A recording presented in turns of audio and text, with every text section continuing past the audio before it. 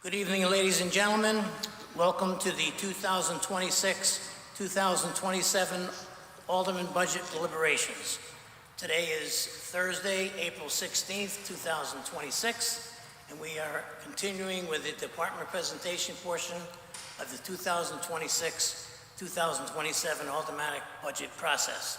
Will everyone please stand up and join me as we pledge allegiance?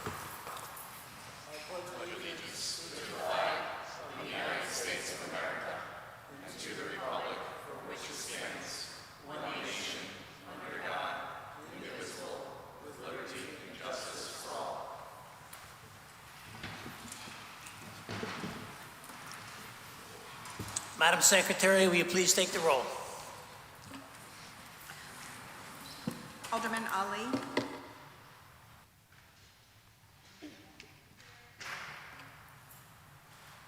Alderman Bevan. Here. Alderman Brennan. Alderman Casey. Alderman Casey and Alderman Ali would like to be excused. Thank you. Thank you. Alderman Federico. Here. Alderman Fowler. Here. Alderman Healy. Here. Alderman Height. Here. Alderman Lombardi. Here. Alderman Pacelli. Alderman Pacelli is going to be a little late, Madam Secretary. Thank you. Alderman Michael Smith. Here. Alderman Winthrop Smith Jr. Here. Alderman Winthrop Smith III. Here. Alderman Vitro. Here. 12 are present. With 12 are present, we do have a quorum. This evening, we will be hearing from the Board of Education side of the budget. Board of Education have a presentation for us. You can begin. Yes, we do, Mr. Alderman Vitro. Thank you very much. I'll start. Good evening, everyone, and thank you for the opportunity to engage in this dialogue with you tonight regarding our funding request. Our partnership is an important piece of the process, and I appreciate that we can sit together and discuss the needs of our young people and how our budget supports those needs. So just for some background, the Board of Education begins its formal budget work during our September and October meetings when we review and adopt budget assumptions and priorities that help guide the superintendent's development of the budget. She presents her proposal to us in January, and board members then discuss it with her during a series of budget workshops before adopting our final plan. We also devote time during our public meetings throughout the year discussing district needs, initiatives, and giving feedback on future plans that might have budget impact, and reviewing current monthly and quarterly budget reports. So there are no surprises for us in January when she presents us with her proposal.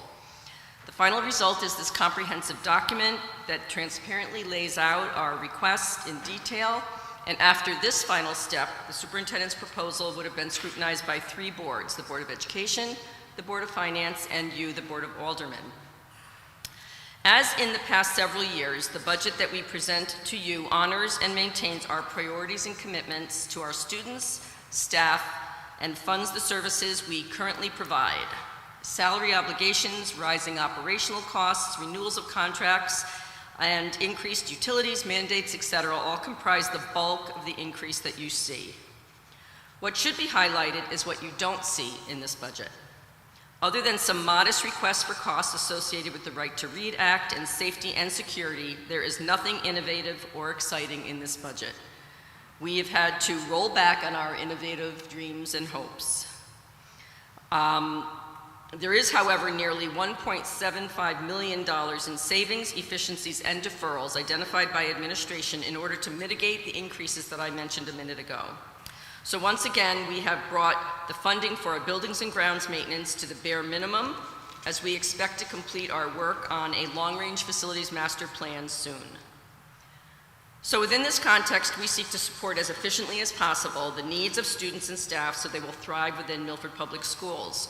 Our investments in our schools continue to position our students for future success. From the youngest on up, proper resources, technology, programming, and other supports help ensure positive and relative post-high school experiences, which in turn becomes an investment in the workforce of tomorrow and helps sustain our economy. I think we all know and agree that positive economic development and business growth is tied to great schools, which benefits everyone, our young people and the greater community. So every nickel in this budget matters. Dr. Kataya will highlight the awesome year we just had. We are very proud of the accomplishments of our students and staff who worked really hard to make these gains. And with your support, we can continue the progress and commitments we've made in previous years to help Milford be the best it can be and a place where people will be excited to live and raise their families. So I thank you again for your time this evening, and as always, we encourage you to reach back out to us should any questions arise in the coming days. Thank you, Ms. Glennon.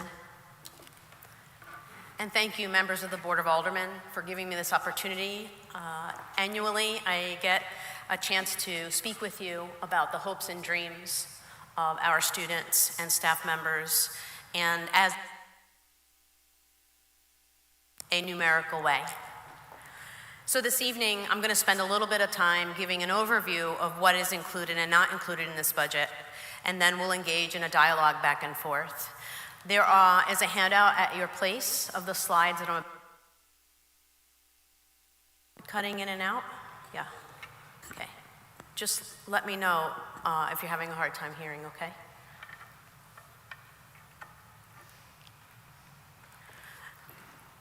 Every year, and in all things that we do, we base our decision-making, particularly when it comes to budget priorities, on a vision that drives an organization. And for us, that is encompassed in 4 key documents. The vision that we have for every single learner through scholarship, creativity, citizenship, and personal development. We happen to call that the vision of the learner.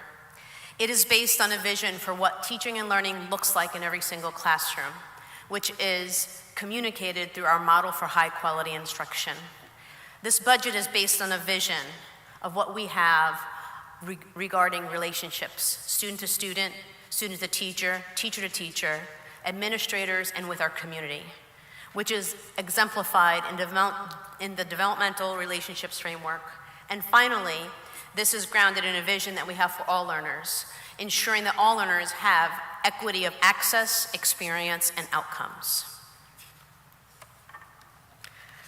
Each year, the process starts in budget development with the Board of Education laying out the priorities that they want the administration to consider. While I will not read this slide to you, please know that the priorities communicated by the board in October 25 include protecting the instructional core, career pathways, systems of support for students and staff, professional learning to grow the capacity of our teachers, guarding class sizes, ensuring that we invest in 21st century learning spaces, and ensuring that learning goes well beyond the school day, but into the extracurricular and athletics. The next 3 slides are those assumptions that we use to build the budget. The next three slides is almost like looking into a crystal ball and considering what would the economic climate look like at the beginning of next school year. It outlines for Board of Education, our board, how to be fiscally responsive in alignment with our mission, vision, and goals. The realities and challenges outlined in these 3 slides include, but are not limited to, the rising costs of everyday living items, the uncertainty of education funding through state and federal grants, the rise in salaries in all of our contracts across the district, rising costs of special education, transportation, and utilities.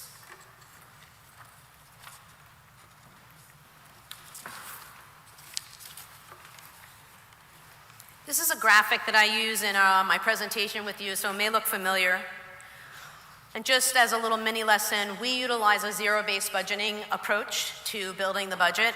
We do not use where are our lines from last year and just add. We actually roll all of our accounts back to 0, and we start with the Board of Education mission, vision, and goals. And from there, we make sure that we align with those 4 key documents that I just explained.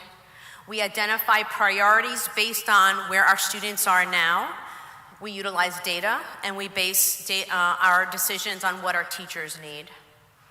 Then we look at all the programs and initiatives and prioritize those. You will see later in this presentation how we had to say no or not yet to many, many things. And through that process, that includes teachers through departments and grade levels, principals, supervisors, cabinet members at the central office level, we produce a budget. If we were to produce the budget that actually came to us in November, we'd be looking at a very, very large increase this evening, double-digit increase. So please know that we have done the work of cutting back and looking for efficiencies so that we could put some pieces in place, as Ms. Glennon mentioned, in the area of safety, security, after-school programming, and literacy. But if we could pause for just a minute and celebrate, also at your seat is a half-page card. It's kind of green-white.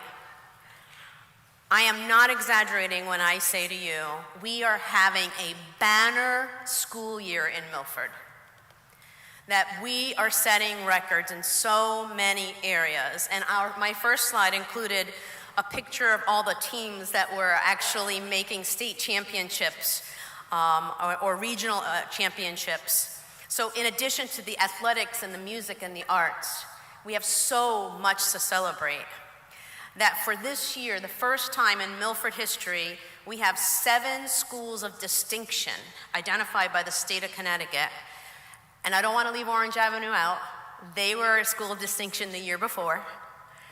And of those 7, Orchard Hills ranked in the top 10% of elementary schools in the entire state of Connecticut. So a huge kudos to our students and staff for working so hard. We also have so much to celebrate in the world of advanced placement. These are the courses that are the most rigorous that we can offer. We have an open access approach to advanced placement. We don't hold any child back. So any child who wants to challenge themselves, they do. And even with that open door access, we have 140 students named AP Scholars. And for the first time in Milford history, we have both high schools being recognized on the Gold Distinction Honor Roll for advanced placement. So we are seeing our efforts, our investment, if you will, paying off. The work that we've been doing that we have discussed over the last few years in my tenure here with you, we are seeing those outcomes. And we know in the field of education, it's not a simple addition formula. It's not 1 + 1 = 2. That we are working with human beings, and there are a lot of factors, and sometimes it takes time to see the results of our investment, of our work. I think this year we have finally seen it all come together, and our students and staff are doing incredible, incredible things. So please use that card in front of you. We have some more at my office if you want to share it with your neighbors. Please spread the word so that we can celebrate as a city the work that our students and teachers are doing. So let's move on to the proposed budget that is before you. The proposed budget that is before you is in the amount of $118,952,091, which represents a 4.328% increase year over year. So let's take a look at the primary drivers for a moment. There are 4 key primary drivers that contribute to the 4.328. As you know, and if you don't, as a learning point, most education budgets range from 70 to 80% of salaries and benefits. We are a human-driven organization. 77.04% of this budget that's in front of you is related to salaries and benefits. The way we deliver services is through people. Mostly, we don't just buy a program and improve something. We invest in people, or we hire specialty teachers or additional teachers to provide additional services. So you will see that 3.78% of the 4.328% increase is related to salaries and benefits. Of that increase is related to the first year of the teacher's contract, and normally, first year of a new contract is the most expensive year of the 3. We are also seeing a critical driver in the world of special education. Open any headline news, and you are likely reading about the increased identification of students with special needs, the increased behavioral challenges that classroom teachers are facing, the increased inability of children to regulate socially, emotionally, and behaviorally. While we like to think that that wouldn't be happening here in Milford, it is. And so many of our special education costs are rising, and you're seeing that occur throughout the state and nationally. So $1.5 billion of this increase is related to special education. A little over $800,000 is related to health insurance for retirees, and there's about $250,000 related to utilities. Let's talk a little bit about the system improvements that are included here. $576,000 is related to a proposal that the board has accepted to add armed school security officers at the elementary schools and at the academy. I'm going to go into greater depth into this in a few slides. We're also proposing to reinstate the high school after-school program. This was a big success during COVID, and we have received requests to add this for the last couple of years. We have deferred this, but we are getting to the point where our high school administration and our supervisors are saying it would really be helpful to our young people in regards to credit recovery and to be able to graduate on time. So you will see the $30,000 in this proposal to reinstate the after-school program. It's an academic after-school program. And we're also continuing our next steps in the world of implementing the Right to Read Act. We made a large investment in this school year, this budget. We rolled back on that, but we are needing to spend an additional $42,000 to ensure that our classroom libraries and are well-fitted and our teachers have the resources they need. Okay, so let's talk a little bit about school security officers and what they are and what they're not. So the big question, the question I get most often is why are we proposing armed school security officers at the elementary level? Well, we have layered approach to safety and security. There isn't just this one piece of investment that we make, check off the box and say, okay, we've done safety and security. It's a layering approach when it comes to safety and security. Best practice shows that you're not going to just invest in one safest. I'm sorry if my voice increases because I'm trying to make up for when the mic goes out, so tell me if I'm shouting, okay? So this layered approach caused us to ask ourselves, are there any areas of safety and security that we may feel most vulnerable? Therefore, moving us in the direction of taking next steps to make us even more safe. What came out through our analysis was the vulnerability that exists that we believe at the elementary levels. So this strategy is one of many and a next step for the elementary schools. What caused us to go in that direction? Well, we actually started seeing an increase in threatening situations. More and more, we're seeing threatening situations occur with students, with possibly parents, adults, external forces that are created in Connecticut or throughout the nation. We're seeing more and more swatting and hoax threats. And we also considered that of the three levels, our elementary students actually spend the most amount of time outside, making them even more vulnerable. And we also considered our experience with SROs at the middle and high school. And we have seen how successful that experience is with an armed officer that we wanted to add a layer at the elementary school. All in all, this local focus in Milford lives in the larger state and national context of school violence. So categorically, we're experiencing across the nation and in Connecticut higher levels of risk and threatening situations. So although mass violence attacks at schools are statistically rare, I've been asked for data and research, their impact far exceeds their occurrences. in the communities in which they occur and across the nation. And I think we can all understand that while they may not occur a lot, when they do, it's devastating. I am actually going to read this slide to you.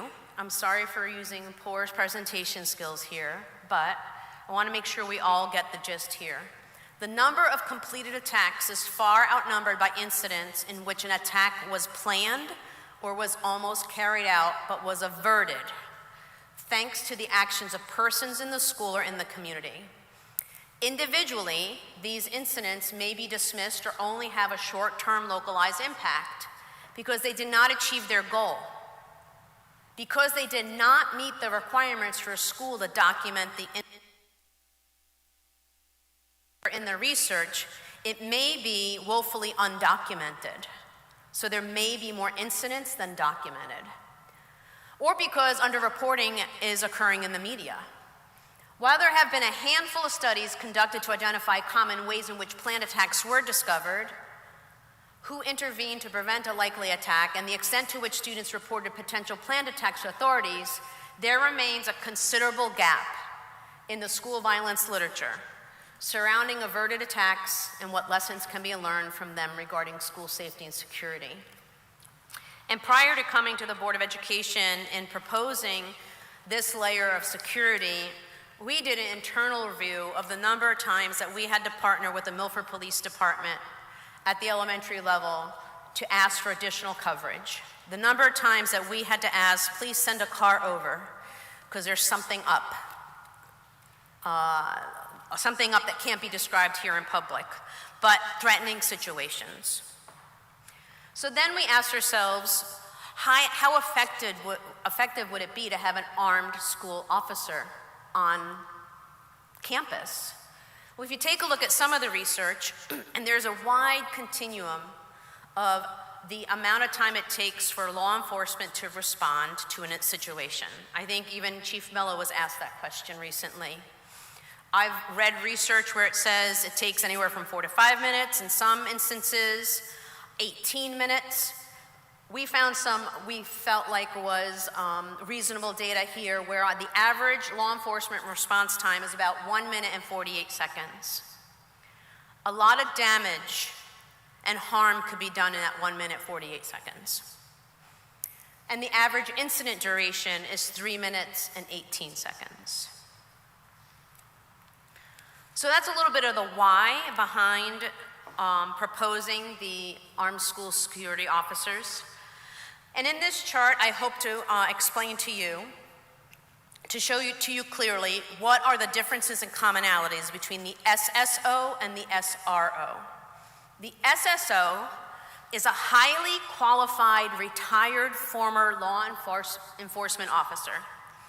This is an individual that is a professional. They've had a successful career. They've retired in good standing, with integrity, with no marks. They are pros at what they do in the area of safety and security. On the SRO side, in our middle and high schools, those individuals are current law enforcement officers. They're police officers here in Milford, the city of Milford.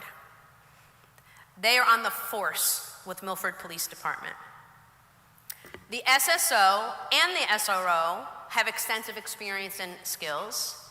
They both focus on safety and security. They are both assigned to a specific school. In the case of an SSO, they are employed by the school district. In the case of an SRO, they are employed by the police department. And the SSOs will be at the elementary schools and at the academy, where the SROs will remain at the middle and high. Please know that the SRO program has been in existence for many, many, many years. Mr. Nielsen, 20 years? 15? 15 years. So there's no change to that. We are keeping steady with the middle school and the high school SRO program. So this represents, if you will, the continuum of SSO and SRO. The SSOs will be armed. They will not be in full police uniforms with the protective armor. They will be in some type of uniform. We're believing rough draft at this point, khakis with an official MPS security shirt. And one of the qualifications we're looking for in this experienced individual is a skill set to work with children. And not every police officer or every individual actually has that skill set, so we'll be looking for that qualification. And then the SROs, as you see here in this picture, our 4 of our 5 SROs with Captain Del Monte, who oversees the school division, works with us at the middle and high schools.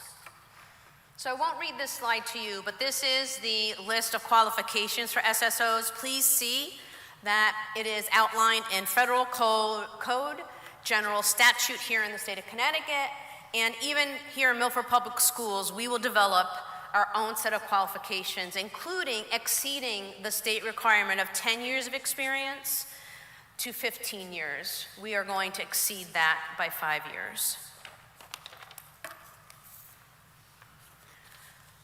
So here are some of the qualifications that we'll be looking at.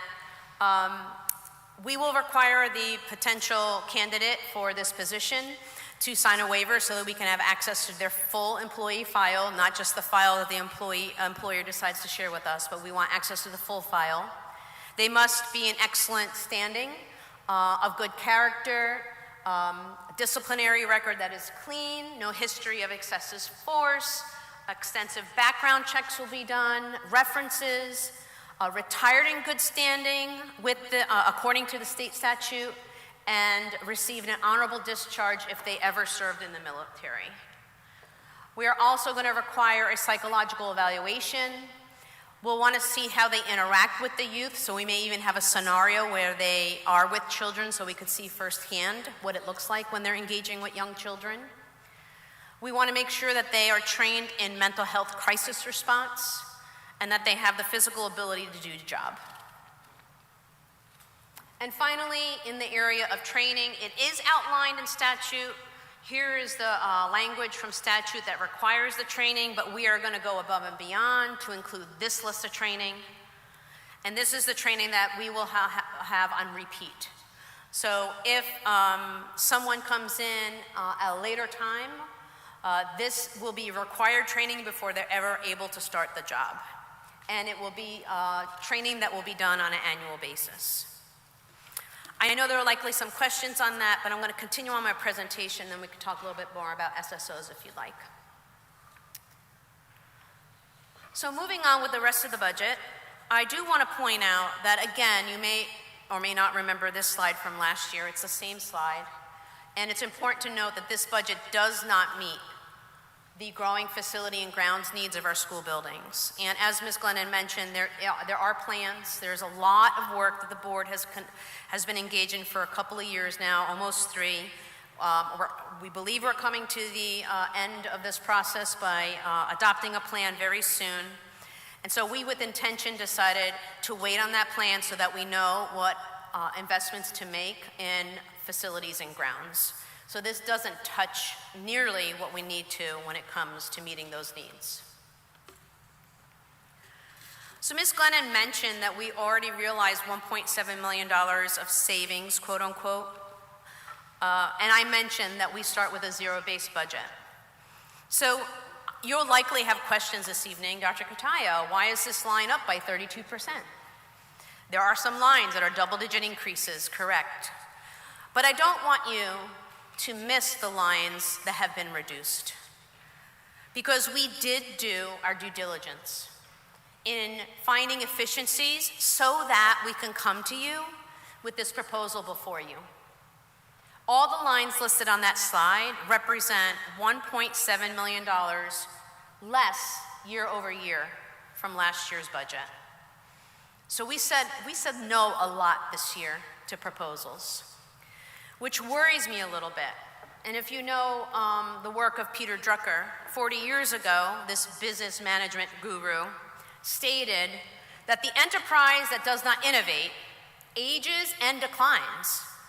And in a period of rapid change, such as the present, the decline will be fast. And that was 1985.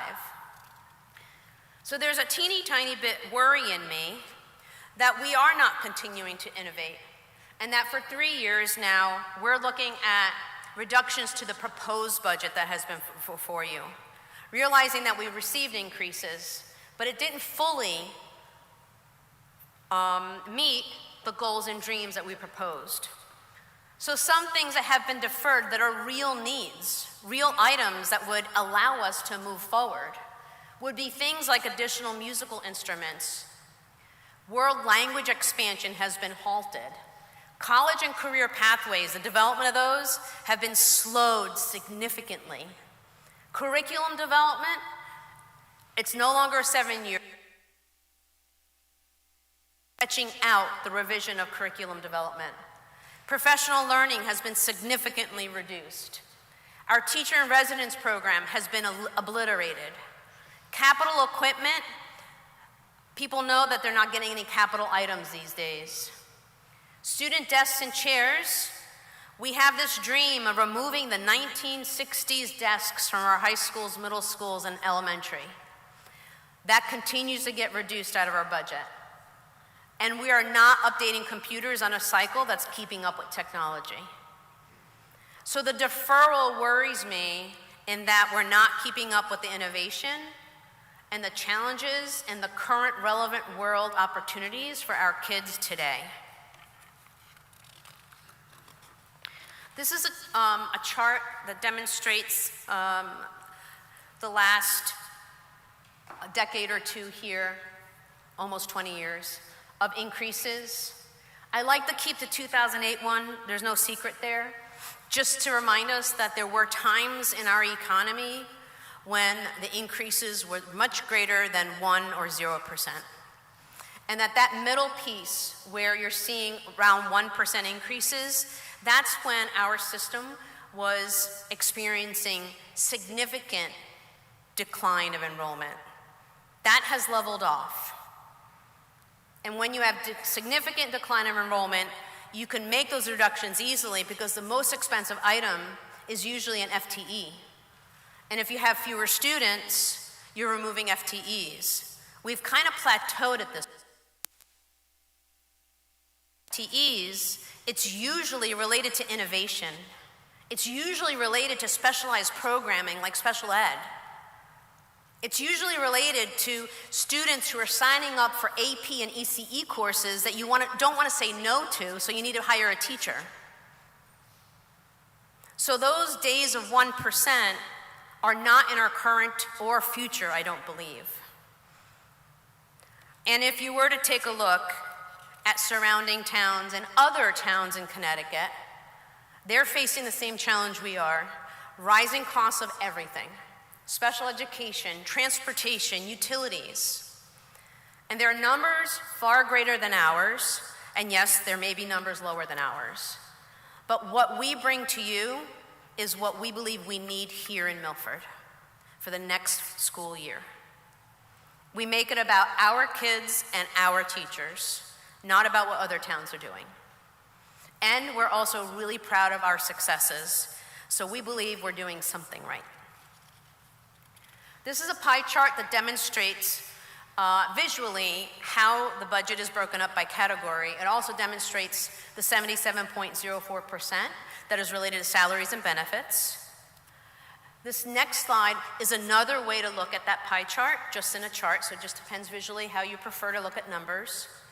You will see numbers there that are double digit, like in benefits, we were just talking about that. Tuition, meaning special education. And then you'll also see significant reductions like in educational supplies. So there are significant ups and downs in this budget proposal, as you will see, probably much more sharply than we've ever seen before. And I'll just close out by saying that I believe it's because of our deep commitment through the most joyful and most difficult of times in our jobs to the vision of the learner, model for high quality instruction, relationships and equity for all, that I believe that's why we are seeing the success occurring across 491 classrooms with 600 teachers and about 5,100 students. So we're happy, our team is happy to take any questions that you may have. Thank you, Chairman Vitru.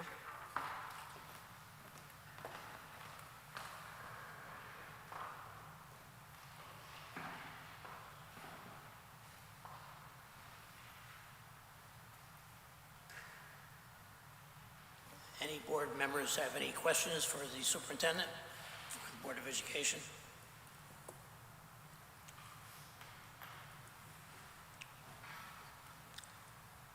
Alderman Bevan. Thank you, Mr. Chairman. Through you to anyone on the Board of Education. This is in reference to page 7 of your budget, and it's about security guards. I know that we have 14 schools to where we're looking to put a security or an SRO in. And I'm looking at your budget, and I realize that there's SROs are not in your budget because they are in the police department's budget. But on the budget here, the line item that says security guards is 4. And then school security officers are 10. So that makes 14 on your budget, with still 5 more on the police budget. Can you explain what the 14 on your budget is? Because we're not going to talk about SROs, because those are police officers. But the 14 people in your budget, if I do the simple math, that makes 19 officers and 14 schools. And I do want to, that's my question, and I do want to say how impressed I was with the report on the security in the schools. I'm a big public safety, and we tend not to think of our kids as being part of public safety. That's school. Public safety, we're thinking about what happens around us outside of school. In your presentation on security guards, I was shocked at how well it was done, and I applaud you for that. So if you could give me a little more background on what I'm reading here is 4 security guards and 10 school security officers. What might be the difference? Thank Mr. Bevan, I'm happy to take that. So in the budget book on page 7, which you were referring to, you are correct. The SROs are not listed in that item right there. And if you take a look at the 25-26 adopted budget in the column before, it says 5, and those are the security officers that we have. Those are unarmed security officers that we have at the high school level, security guards at the high school level. In Dr. Kataya's presentation, she was referring to the school security officers, which is the 10. That's the proposal that is being brought forth as of now. The reason for the reduction from 5 to 4 in the line above in the security guard section is that at the academy, with the addition of a school security officer, we believe that we will be able to reduce 1 security guard at that level. And the SROs are not in that item. And the security guards were not part of our presentation this evening because they're not armed. So security guards are at the 2 high schools. They're currently and have been for many years, many years. So the model of security at the high school is an SRO and 2 security guards. Security guards, you can imagine the square footage of a high school, the number of floors, the number of square feet, and those 2 security guards are on foot constantly, perimeter watching, student watching, keeping safety throughout the building. So that is the model at the high school. So there's an armed officer, Milford Police Department, and 2 security guards. The only change in security guards is at the academy, where we'll reduce that guard and make and institute a school safety school officer. Sorry, all those words get mixed up. Does that answer your question? Yes, thank you.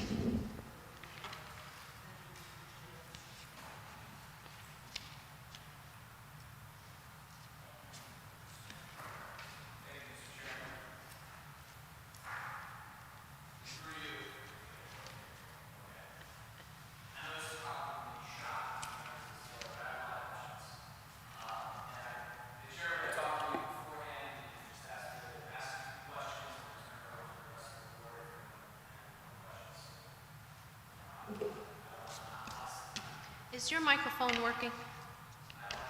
Okay. Yeah.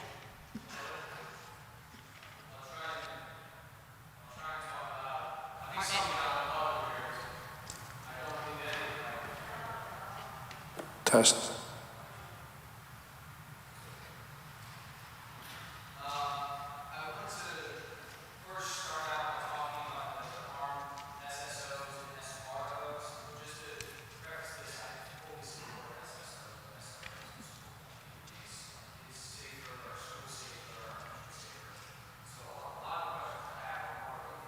Sure.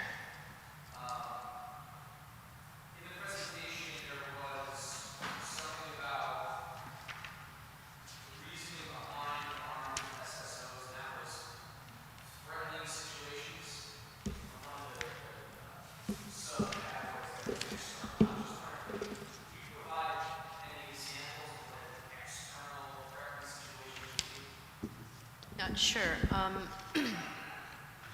Say a couple of years ago, we had a student, a former student of Milford, and I can't give all the details, but a former student of Milford that was not attending our schools and was found to be engaging in some social media communication that was done so in a very specific manner that caught the attention of police and even FBI. And we immediately worked with the police department and engaged in our protocol of threat assessment.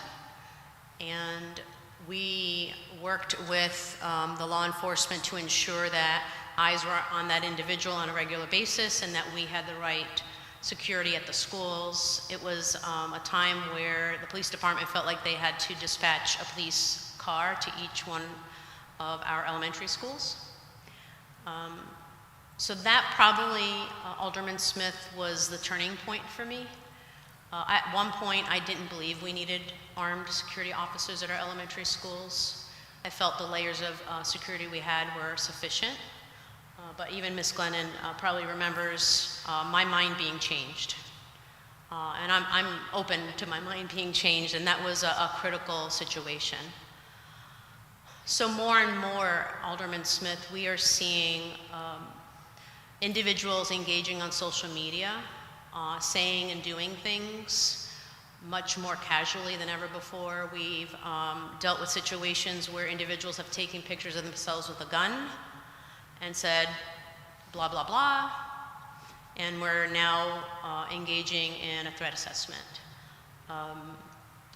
The reason why SROs work at the middle and high is because, unfortunately, we do have a higher rate of crime being committed by young people. And one, the SRO can intervene and try to prevent, but when necessary, SROs engage criminally at that level as well. We don't have that type of incident at the elementary level. So we're seeing an uptick in that right now, that it's mostly through a use of social media. Just this week, we had a child think she heard someone's going to shoot up a school.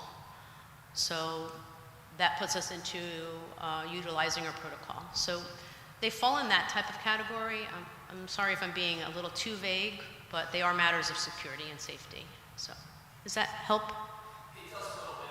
I'm just trying to, I guess, understand it from, is it, when you say external threat, is it external outside of Milford? Could it just be anything outside of school? Try to figure out maybe jurisdiction, where is that external threat definition start?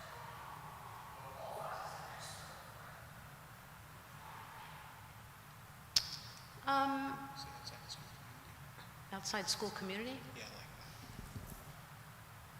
Yeah, so that example that I gave you is a child that was not a student here in Milford Public Schools, but was a former. At the time, he was not a student, no. Former student. And then we have internal. You know, I've listed students and parents there. Like, we've There have been some situations where we've had principals say, I think we should get some backup here. This individual is acting in a way that's scaring us and acting threatening. That's occurring a little bit more often, unfortunately. And that would be internal.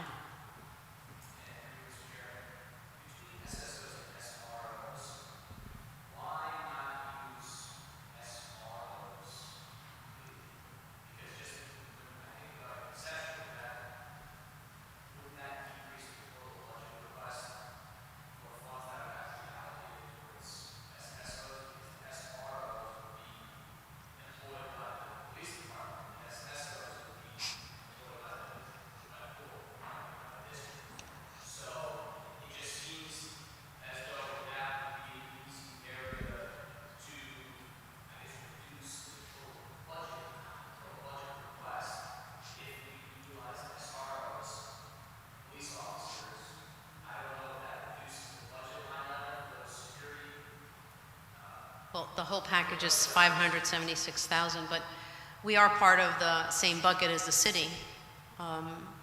So it would decrease, it wouldn't decrease ours because we actually pay for part of the SROs. We pay a portion of the SROs. It's not a complete salary on the MPD side. We have a cost share. SRO. So SROs are not free to us.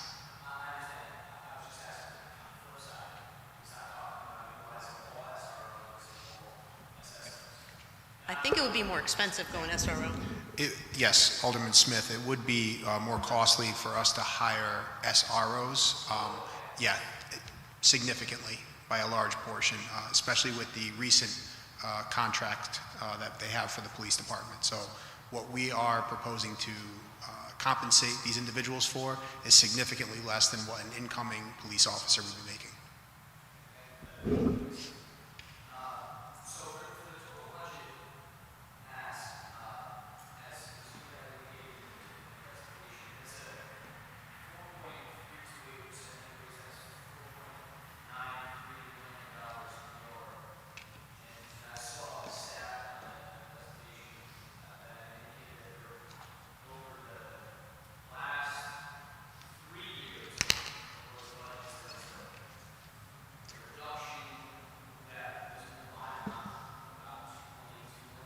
Of what we asked for. Yeah. Right, and as I stated in the presentation, while we did receive increases, it was a reduction of 2.0 what was asked for.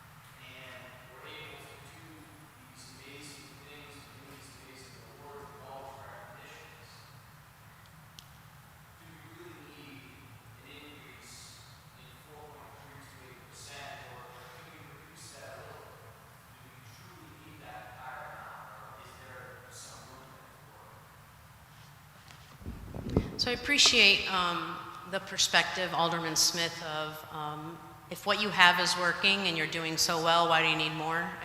I think that's kind of what you're asking. And I think if you take a look at organizational science,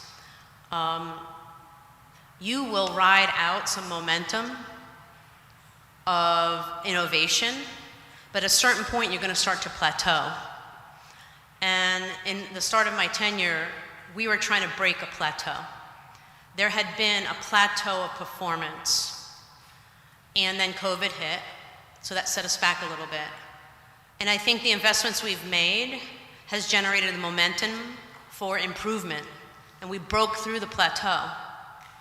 My worry is because of the science of how organizations and improvement work, that if you don't continue to invest in the momentum, you're going to hit a plateau again. And we haven't reached the target of where we want to get to. So while there's a lot to celebrate, we still are hanging around the 70% mark, actually 60 to 70% on standardized tests of students meeting grade level proficiency. We shouldn't continue fighting, we shouldn't stop fighting until we hit about 80-85%. So we still have actually a lot to celebrate, right? I don't want to diminish that. But from my perspective, from an educational organization, we still have so far to go. And I'm worried that the momentum that we have captured will start to peter out because we're not continuing the investment. So can we shave that off? I think I showed in all those line items, we shaved 1.7 million. To ask us to shave more will most definitely impact programming. So if that is the will of this board, obviously we'll go and do the work, and we'll continue to try to do great things for kids. But on top of the 1.78 efficiencies that we found, 1.7, pardon me, million, I'm worried that now we're really going to cut into the bone, and we're not going to be able to sit here and celebrate. Maybe next year will still be a banner year, but at a certain point, you either hit plateau or decline. So we need to continue to maintain the momentum of improvement would be our strategy here in Milford.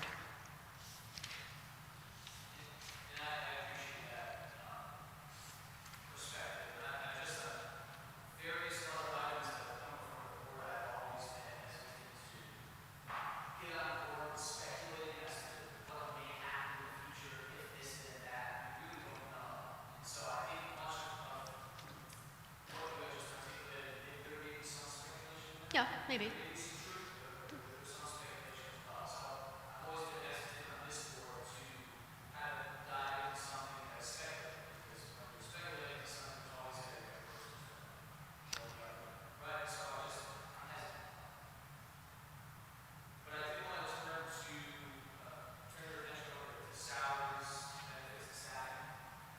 Is there a page number? Or okay.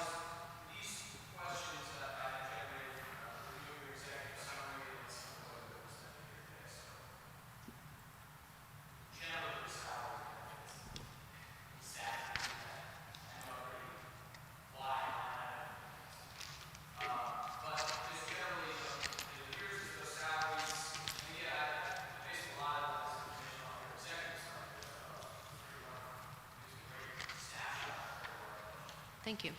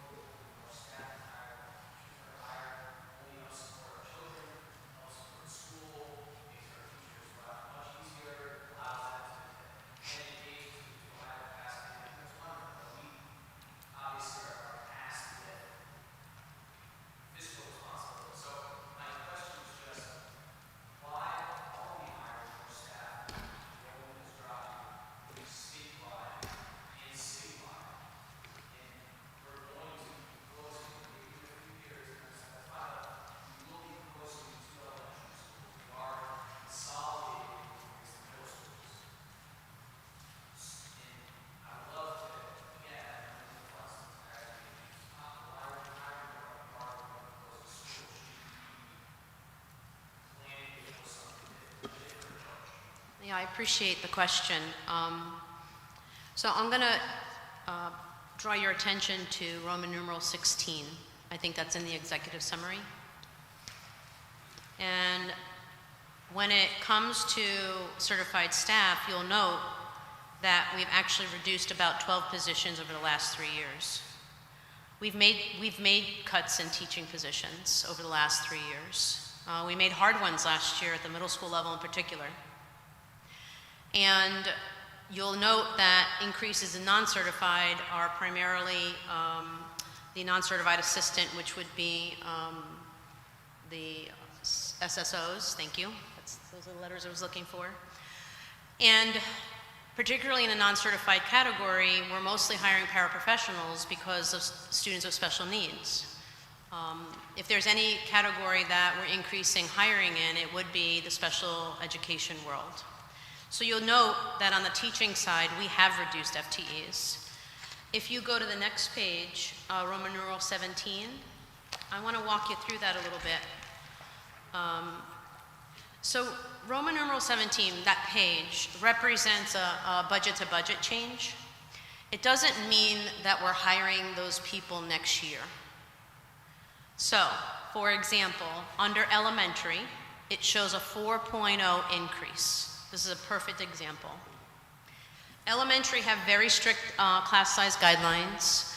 It's the easiest to actually staff. We use 20 for K through 2 and 23 students for 3-5. Actually, this budget before you, the class guideline changed to 18 in kindergarten. We monitor elementary enrollment very, very, very closely starting around April, May, because that's when our kindergarten registrations come in. We use the formula of 20 and 23 to determine how many FTEs we need in each school, each grade. And we don't stop monitoring until September 1st. Because up until that time, we get registrations or withdrawals, both, all throughout the summer. And we make reductions through August 1st and additions through September 1st. Reductions because it's unfair to kids if we tell them they're going to have Mr. Smith for a teacher on August 15th, and then August 20th, we get 2 kids that leave, and now we're reducing. So August 1st is our cutoff for that. September 1st is the cutoff generally for adding. So 3 out of the 4 elementary on this piece of paper are actually teachers already teaching. And they were 3.0 FTEs that we had to add last summer because of enrollment changes. So that means we got more first graders, for example, and we added a first grade at Live Oaks. Or we got more fourth graders and we added a 4th grade at Matthewston. So we use those very specific formulas. So 3 out of 4 of those FTEs are teachers on staff because of student numbers. So even though that says 4, we're not adding 4 teachers. We are adding 1 because based on our projections, again, we use the 20 and 23. We have enrollment projections. We roll all our kids up. Kindergarten is most difficult to predict. Based on our projections, we think we're going to need 1 FTE at the elementary. Elementary is always a wild card. The other thing that happens is students in March at the high school level start to register for their classes. Now, our budget is already done. Actually, here we are. Our budget is done. Kids are registering for their classes, and schedules don't get developed actually till July. Oftentimes at the high school level, we are adding FTEs because of student interest and student scheduling. And we don't like to say no to high-level courses. So if we get 4 to 6 kids signing up for an ECE course, we're going to run it. And that's not highly efficient because you're paying a salary for 6 kids in an ECE course, but that's what makes Milford Milford, because we're going to provide rigorous course selections for kids. On the other hand, we may be running a freshman English class with 25 kids. So the high school FTE 1.4 is also indicative of what we've already experienced this year. and what we believe we'll need for next year. So that 1.4 is not actually an addition for next year. Part of that, and I don't have the breakdown, but part of that is already teachers in the classroom. So my answer is twofold. One, we have made reductions. And two, the numbers that are in front of you on the FTE chart are not exactly a projection for 26-27. In part, they're a year-to-year change of budget.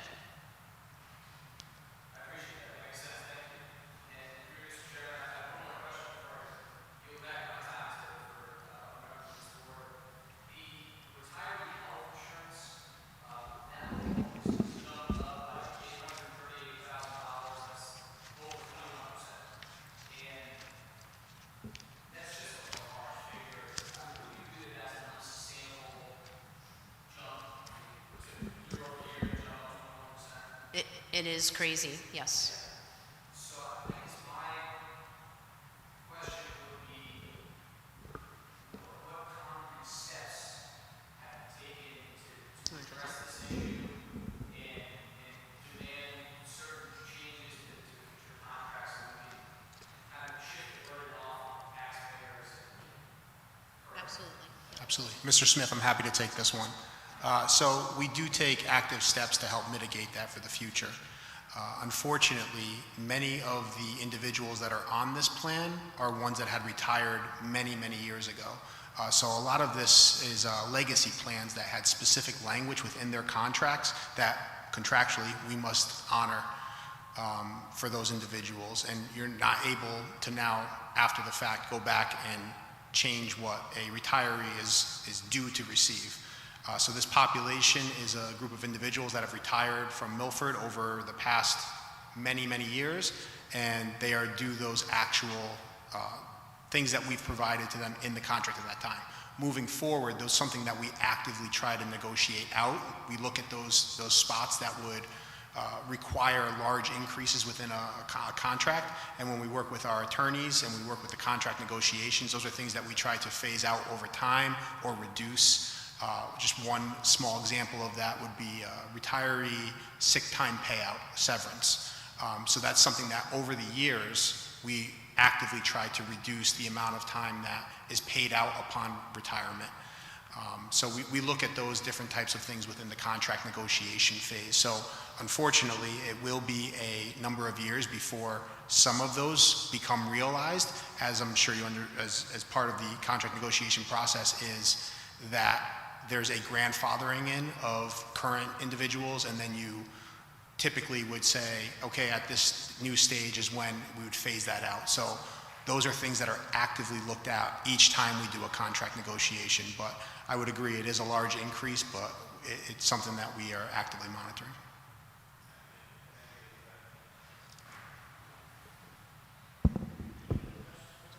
Thanks.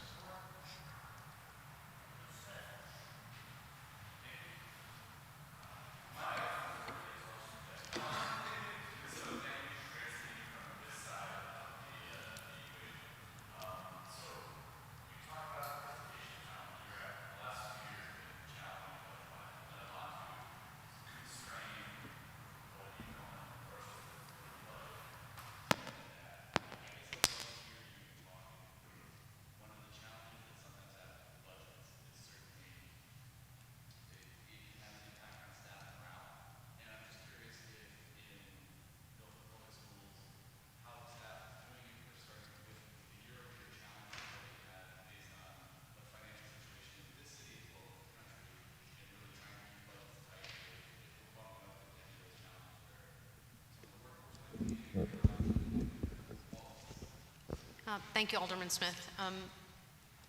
I think what Milford teachers are feeling is what's being felt across the state and the nation, and that is significant student behaviors are having an impact on teachers' stamina and their own perception of safety.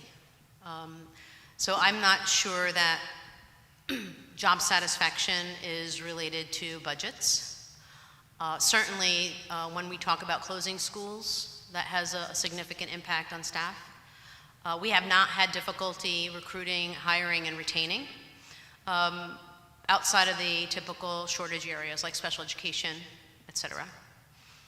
And in any given organization, you're going to have satisfied employees and those that are not. But I think for the profession, what is the most difficult thing right now is challenging behaviors. You read any headline, you read the legislation, the bills that are proposed to legislators, like there is a lot of advocacy from unions to protect teachers from student behaviors, right? The mental health crisis is real for our young people. So to answer your question, that is likely a primary impact on our teachers, not the stuff that happens here as much as when we're talking about closing schools. So.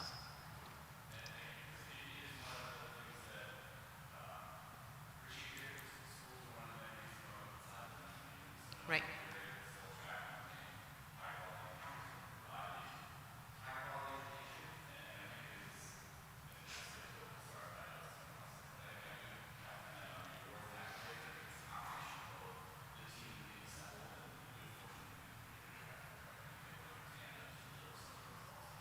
We have stellar teachers.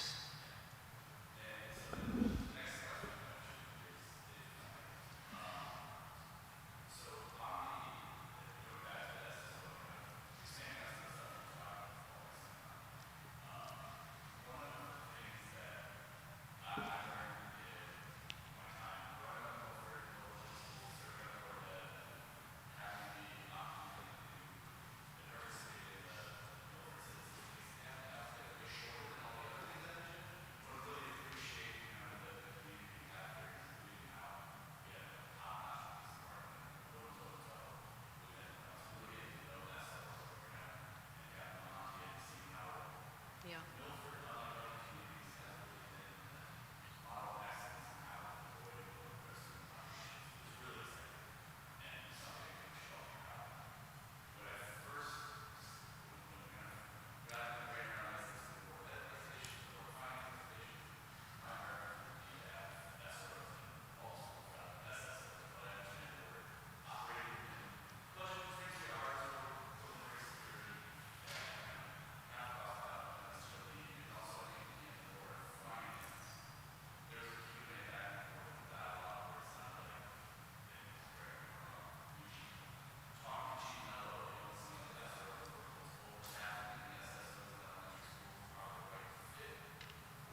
That's a good way to put it.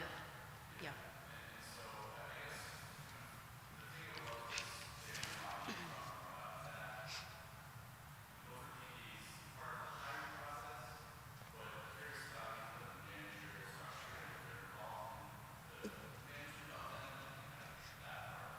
Sure, thank you. Chairman Vitro, would it be okay if I asked our Director of Safety and Security to come and add some value to this dialogue? He's in the audience. Thank you, sir. Folks, many of you know Jeff Nielsen. He is our Director of Safety and Security, a former police officer here in Milford.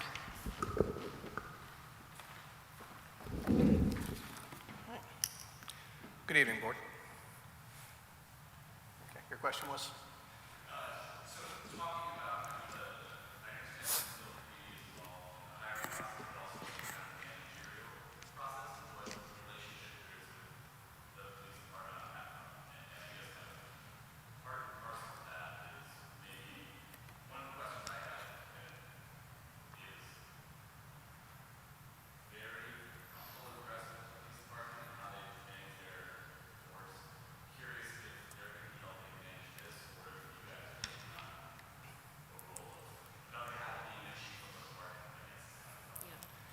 So I can probably give a few pieces to this. So thinking about the beginning when we started exploring this, we reached out to about 8 or more different districts that have this program in place.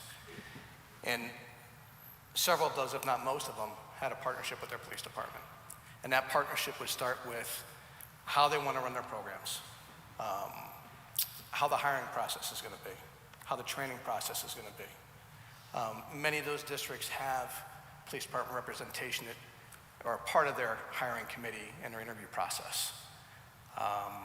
The training, actually all the districts have their training go through the police department when it comes to firearms, when it comes to de-escalation, armed intruder and training and some other things. So there's a really good, strong partnership with that. When you get into the supervision of the employees, they would be our employees. So we would hire a supervisor / floater, because the span of control for that type of situation, you're looking at 9 people. You need a direct supervisor for that. So with that position, that would be someone we would hire with that type of supervisory experience to make sure that we have a good transition and overall good supervision of that program.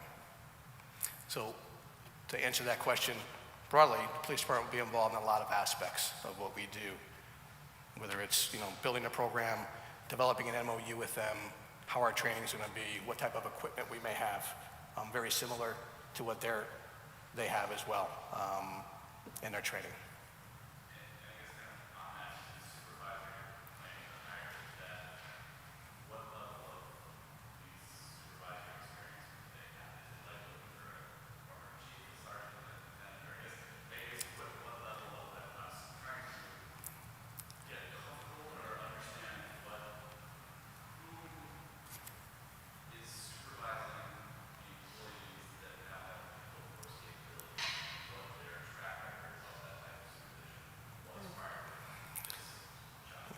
So I could speak from my prior experience with the police department, where I was in Milford Police Department for 20 years. I retired as a sergeant.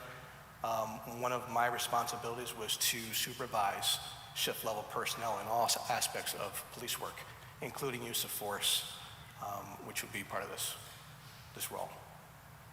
So the person, to answer your question, I would oversee the program. We would have that frontline direct supervisor who would have somewhat of the same line of experience that I would as a sergeant level. You're welcome.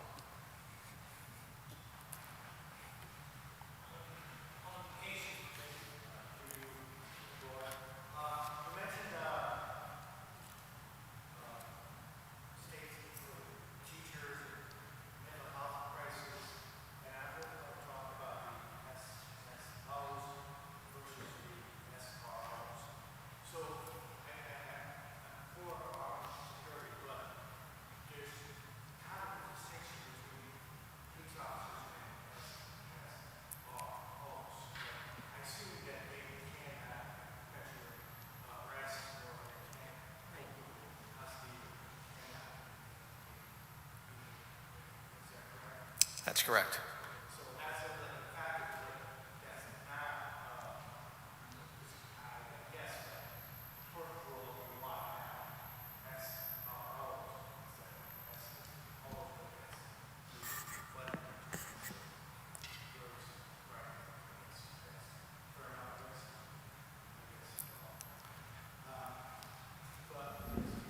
I think the preferred model is the SSO model, because at the elementary level, it really is a preventative approach. Like I mentioned earlier, our SROs are much more involved in teenage kind of behaviors that border and engage in crimes. So that is not the strategy at the elementary. It is very much so preventative and responsive if necessary, if there is a heightened threat in that situation.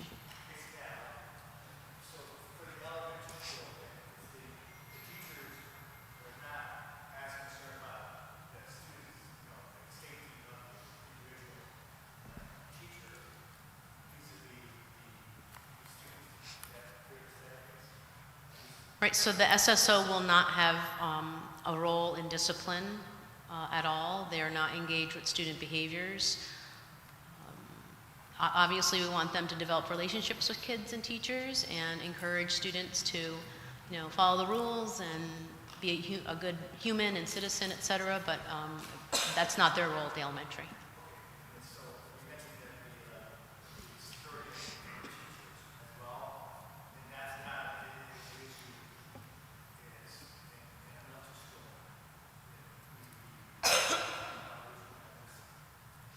So Alderman Casey, are you referring to my answer to Alderman Smith when I was talking about teachers being concerned with challenging behaviors? Yes. Okay. So the SSO would not have a role in that. No, that's mostly for our mental health staff, school counselors, social workers, school psychs.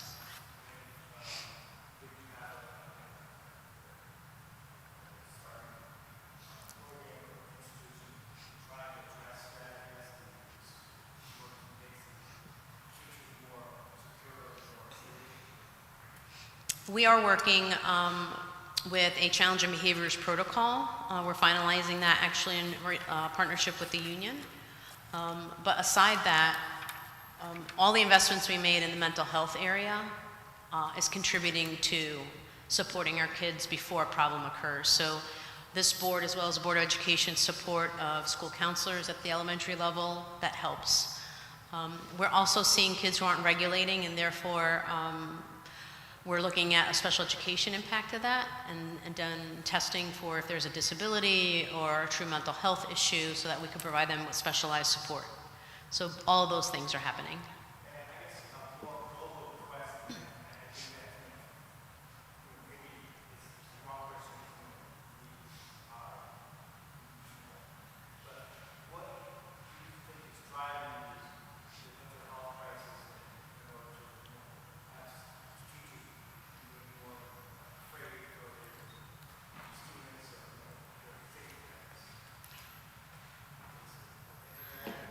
There's a myriad of, there's so many things that we could talk about tonight on what's causing students' inability to regulate.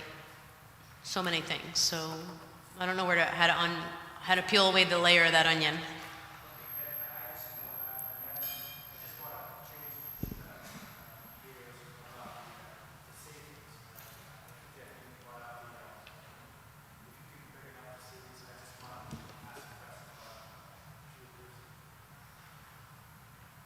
This one?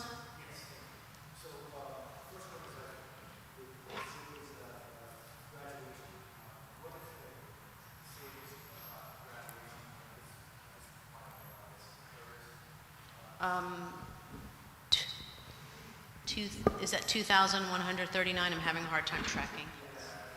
$2,139. It may be related to a smaller number of graduating seniors, fewer flowers being ordered. I don't know. Those are what we do at the school level. We give them a per pupil expenditure. So depending on the number of students that they get, that's the number of dollars they get. And so I'm guessing that they may have received less money, and therefore they made reductions in necessary areas. So this is a regular part of the process where we say to leaders, these are dollars you have, and these are we're asking you to find efficiencies. So if you believe you need to spend more money on textbooks, then you can do that. That's site-based leadership, but then you'll have to find reductions in other areas. So I believe that the two high school principals came together and found a reduction in graduation. So no one's getting anything less on that day.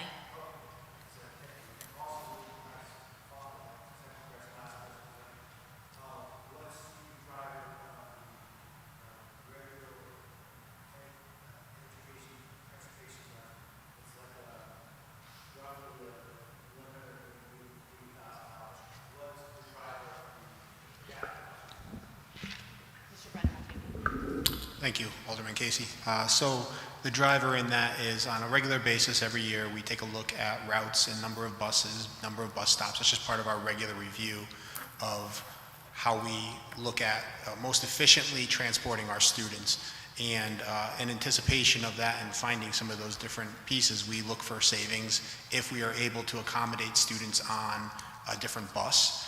So that it still meets within our guidelines. So we do a 40-minute window between start times at each level. So the elementary school is 40 minutes before the middle school, which is 40 minutes before the high school. So that's the window of time that we have to transport students from one place to another.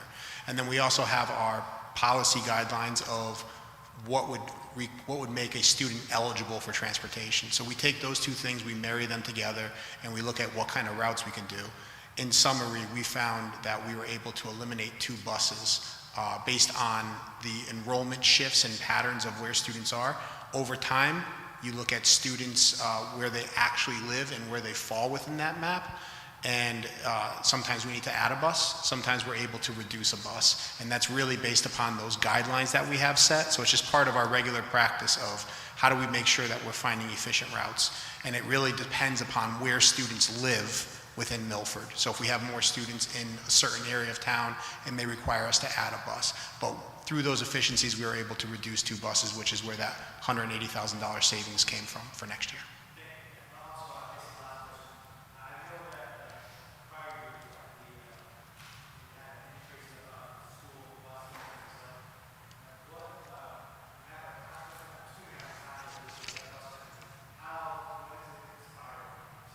So this is, so we have a 5-year contract. This is year 1 of that contract.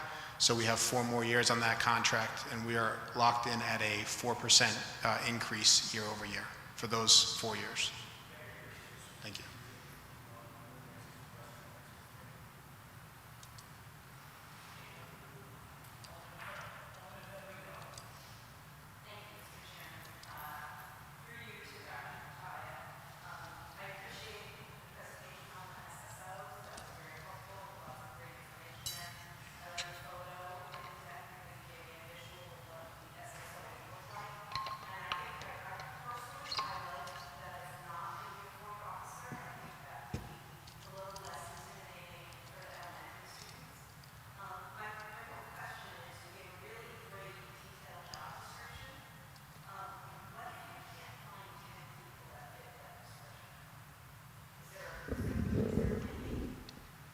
We keep looking. We don't settle, not on, we don't like to settle, period. We want to find the highest quality teachers. We don't just find anyone, right? So we'll just keep looking for the highest quality individuals to fill these positions.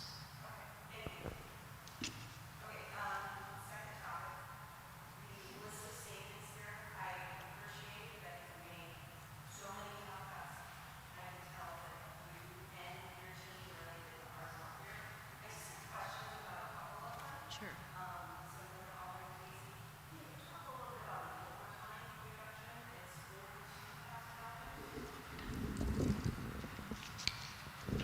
Just a moment. 11:27.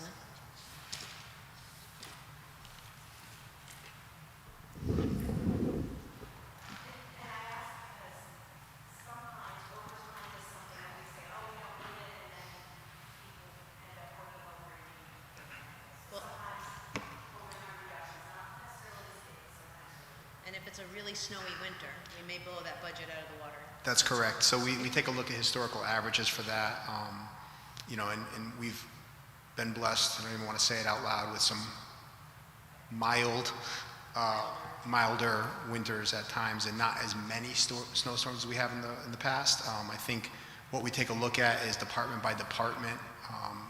This would be more for those hourly employees that we, just like everything, we look at how do we how do we look for savings. So snow removal or reducing overtime at X, Y, or Z is just one of those examples that we would engage in. And we would tell each, the directors, department heads would say, okay, we're going to have to do X, Y, or Z. But to your point of not maintaining services, we still are looking to try to find efficient ways to maintain the same level of service without that.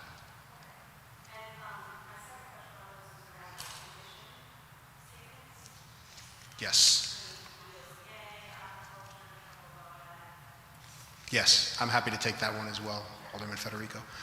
So these are the state, there was some recent legislation that went through that basically capped the tuition that could be charged from these different operators at 58% of the, I believe it was the 24-25, or it's 58% of the 23-24 numbers that they were charging to districts. So as a result, they were only allowed to charge us 58% of what they had charged us in the 23-24 school year, which is great. So that was some legislation that really benefited school districts, and that's a reason for the reduction in that. So it's not a reduction of services for our students.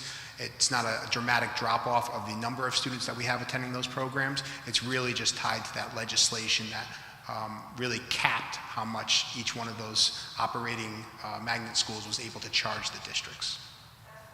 It was great. Yes, thank you.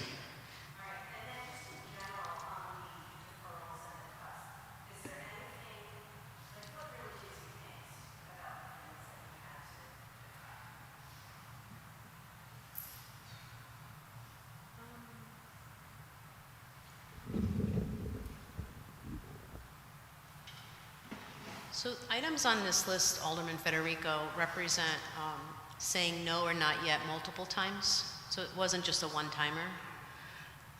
So what's causing me angst is having to say no again to musical instruments. Like, so we have a goal, we have a long-term goal with musical instruments actually, to develop our own inventory of larger instruments or more unique instruments to allow students access to play some of those more unique, or to round out an ensemble or something.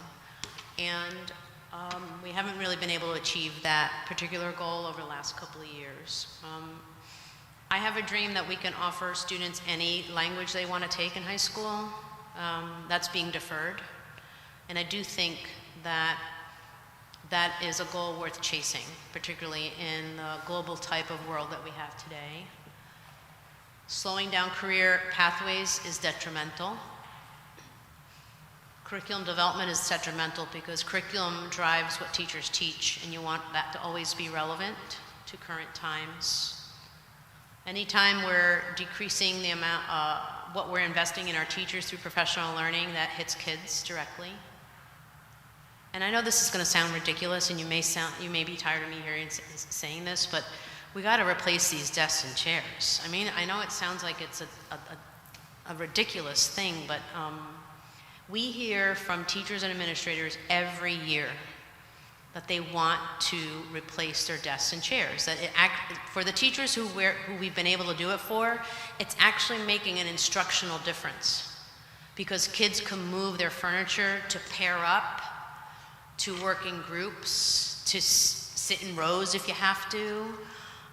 Some of the capital equipment, the vertical whiteboards, where it gets kids on their feet engaging with one another, making learning social, that's been deferred. So some of the physical space stuff is, I think, really inhibiting our ability to implement some more relevant and current instructional practices. Sorry that wasn't a short list.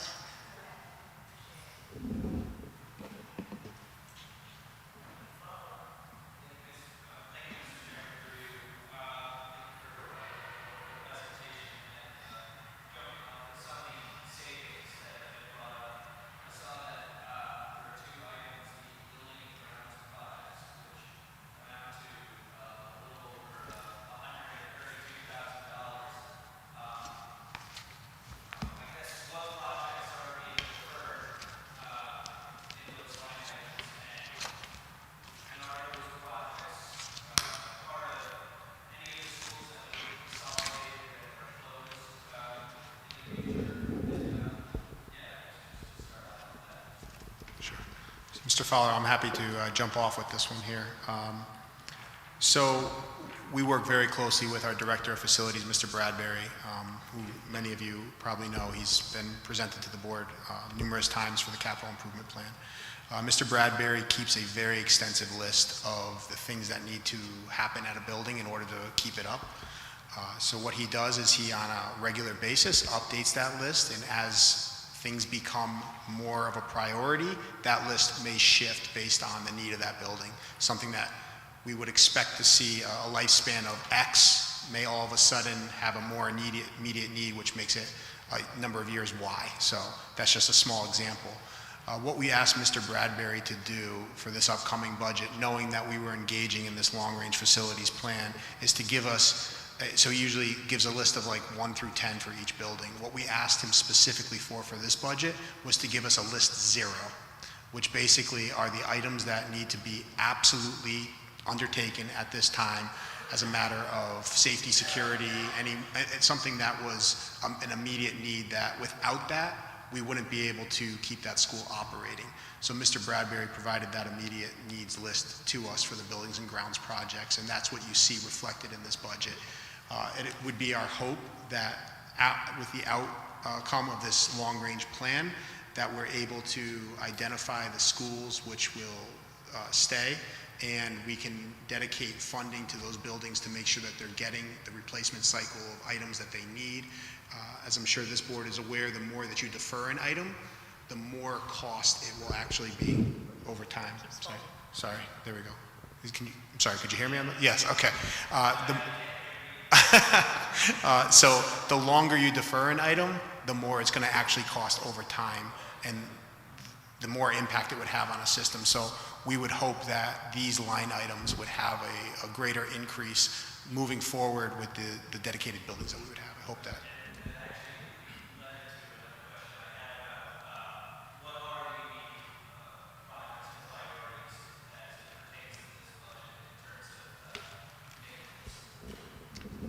I have some examples. Yes. Oh, you have it, you have the same list?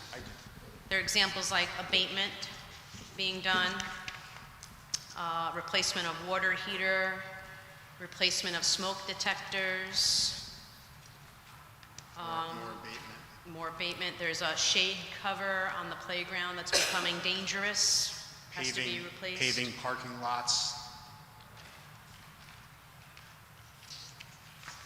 Replace guardrail on a roof hatch.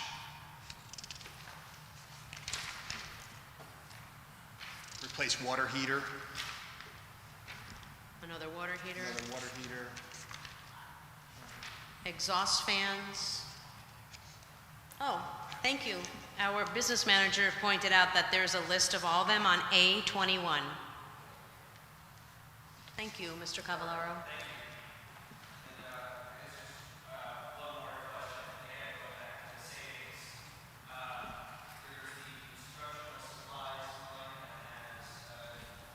$274.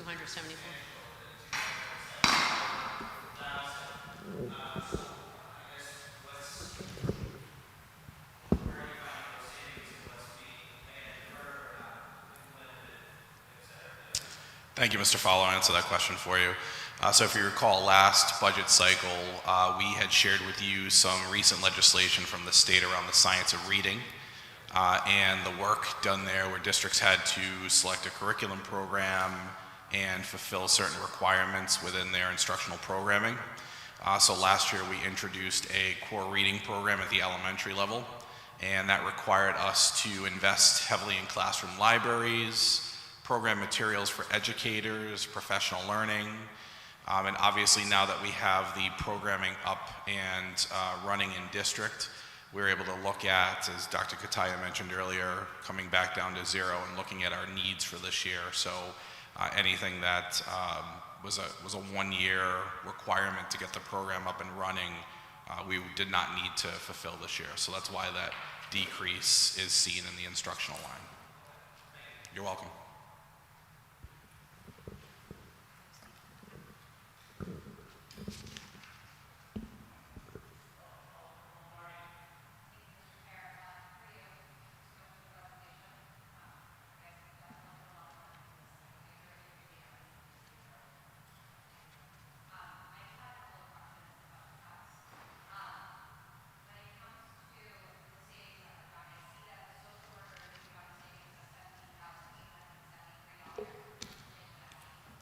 Is that just a salary change? So that is simply a salary change. So we may have had a social worker leave or retire, and the hire came in less than the person that left. So there is no reduction in FTE there.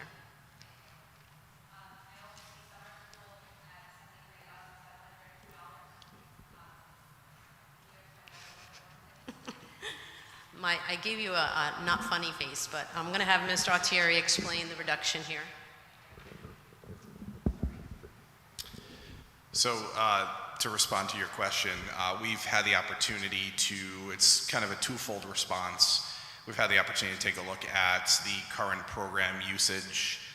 Numbers are definitely lower than for those who may not know, we have an elementary program, and we also run a literacy and numeracy academy at the middle school level. And I think between both programs last summer, we had 75 students enrolled within the program.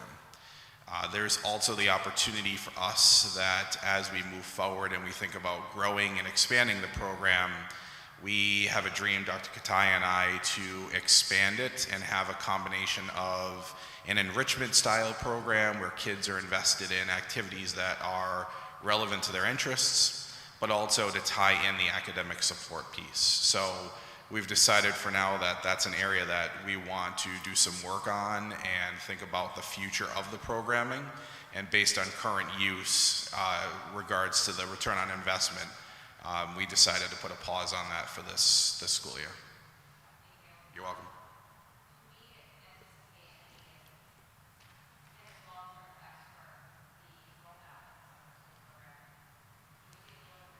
Sure. I think some of the work that we have invested heavily with is within the classroom, small group instruction. The instructional coaching program that we have at the elementary level has been a tremendous resource to us. Coaches are pushing in and working side by side with students, so we're seeing the ability for them to work with one-on-one, small group, but also the work we've done to support small group instruction with teachers in the classroom, and thinking about the use of their student data to help inform the work that they're doing in small group of students. So we see the impact on kids being embedded within the school day. We've seen tremendous growth with that. And then middle school, we continue to think about the opportunities during the academic support and acceleration block, the enrichment time, thinking about the work that our literacy and numeracy specialists are doing during the day with our middle school students to support instruction in the classroom setting. So we see it much more embedded within the instructional day. Yeah. Absolutely.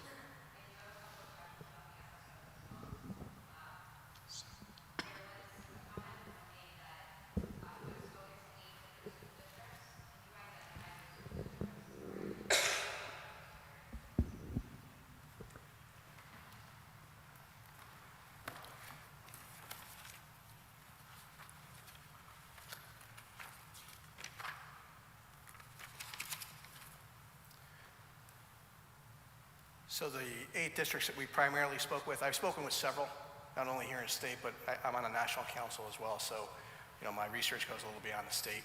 But the ones we primarily worked with were Ansonia, Derby, Monroe, Newtown, North Branford, Orange, Oxford, and Seymour. You're welcome.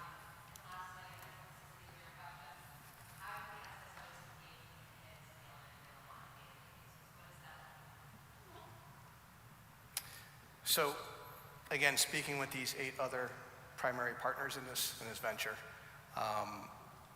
an example from Orange, when I spoke with a representative from there, he said that they're embedded into that school community. They're part of that school culture in a positive way. And he said, best example I can give is that when Jeff Nielsen's out for the day and there's a substitute in, the kids, the parents are all saying, where's Jeff Nielsen today? Why isn't he here?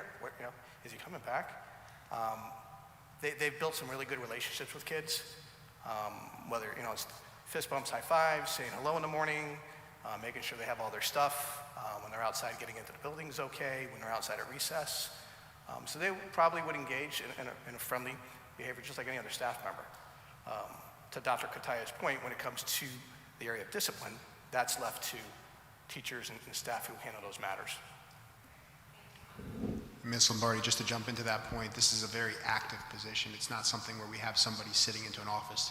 So like Mr. Nielsen said, they are constantly, dismissal, arrival, outside, inside, through the classrooms. It's somebody that they would be making those connections throughout the day. It's not our vision to see this person sitting in a stationary spot. So. I think one of the phrases that one of our partners used was they look at them as superheroes in a way sometimes, right? So that's helpful.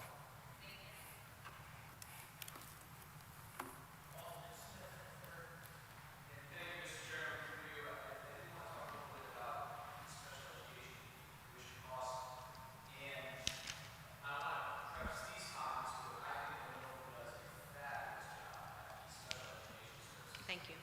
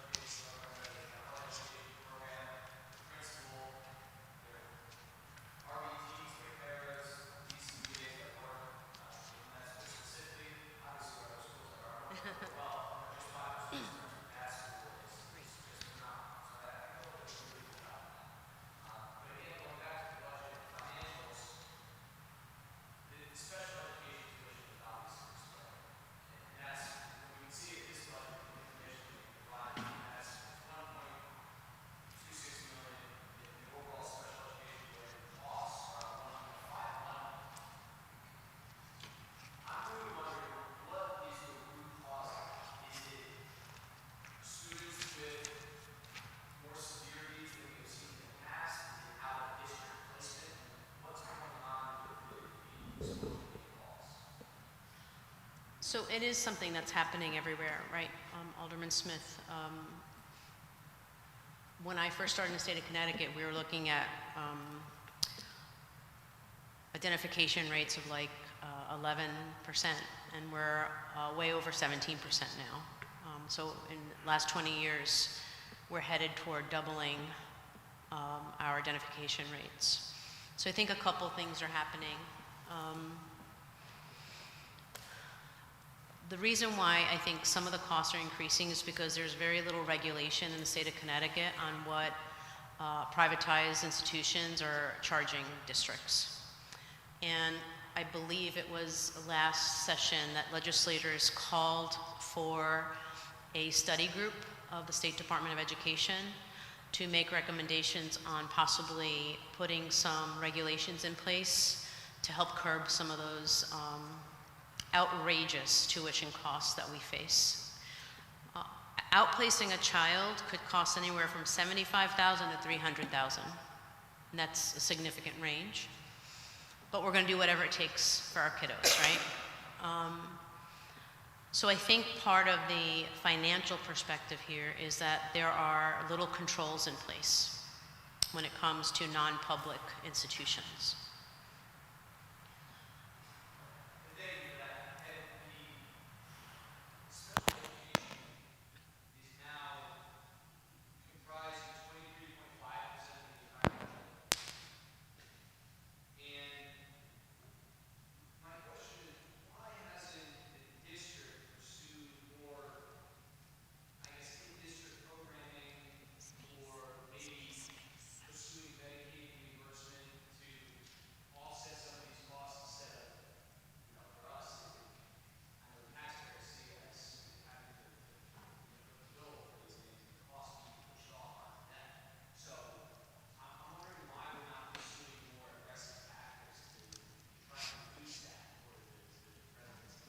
Well, we actually are.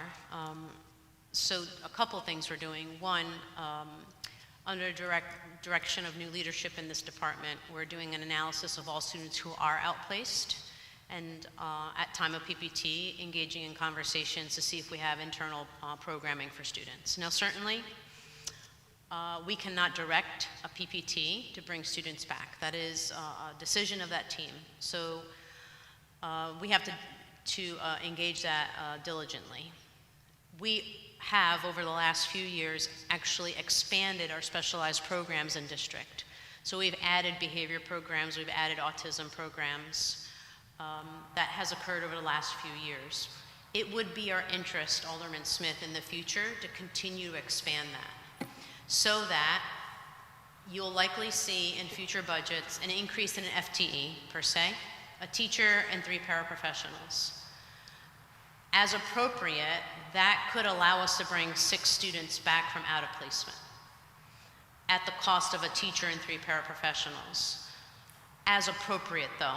We can't just say formulaically, we're going to open a program and bring 6 back, because it is based on individual student needs. So it's not always appropriate to bring a child back, because we may not be able to provide services for that child. Some students' needs go beyond the scope of public education. So we have made efforts and will continue to make efforts to bring more students back to home district for programming in district. We have numerous behavioral and autism programs throughout the district, and we have an interest to expand that. And in fact, there is some incentive that the legislator has put out to build for, in the world of facilities, more special education programs in district. I appreciate that. You have mentioned the decision of the team to sit down for the annual PPTs. Yeah. Revisions to IEPs, make recommendations to bring students back. It's not entirely true that it's up to the team. The team is asking the higher ups in the special education department to make a determination as to really what they should deny or not. They're asking, it's coming from the top down, so it's not necessarily the PPT team, it's more of the who's in charge of the special education department, is that team to check with that person to see whether or not they want to say no to request to outplace them, correct? Well, there are recommendations made. But at the end of the day, if there are team members that disagree, that there are processes that you can go through to disagree. So we do have protocols in place that if there is a discussion for outplacement, that a supervisor has to engage. That is a system of checks and balances for us. But it is the PPT's decision. There's a checks and balances, yeah.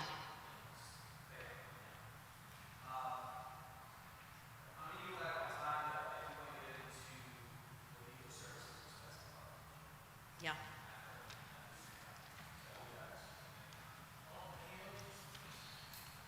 Thank you, Mr. Chairman. Through you to Dr. Kataya and her staff. Since we're on this slide, the three largest savings that you've identified, again, number one was the instructional supplies, which Alderman Fowler had mentioned, and you briefly discussed that. And the second would be on the regular education transportation. Can you tell me where those savings were derived from? And lastly, then, would be the professional development. And there is some concern about that. Obviously, we've heard other members of the board mentioned about staff morale. And so where were those cuts? Thank you, Alderman Healy. I'll pass it over to our Assistant Superintendent. Alderman Healy, so in terms of professional learning, just like we would do with curriculum revision and textbooks each year, we create our professional learning budget based on goals and initiatives across the department. So you're going to annually get fluctuations. We've had to think about just in terms of, for the budgeting process, not adding on or expanding programming for professional development. So as Dr. Kataya mentioned, that is a concern of ours, that the professional learning budget that we brought forward to you this year does not enable us to expand to the next level of the work. We've had to pull back in certain areas. So for instance, internally, maybe if we were doing a certain professional learning on instructional coaching, we've had to come back on the number of days that we allocate within the budget for that. Or in opportunities where we use an external professional learning consultant, we've either had to eliminate the contract with that individual or individuals, or scale back on the number of days that are required. So it allows us to continue the work at the current level, but doesn't let us jump to that next level. We're not getting to, we've had to scale back on the goals for that.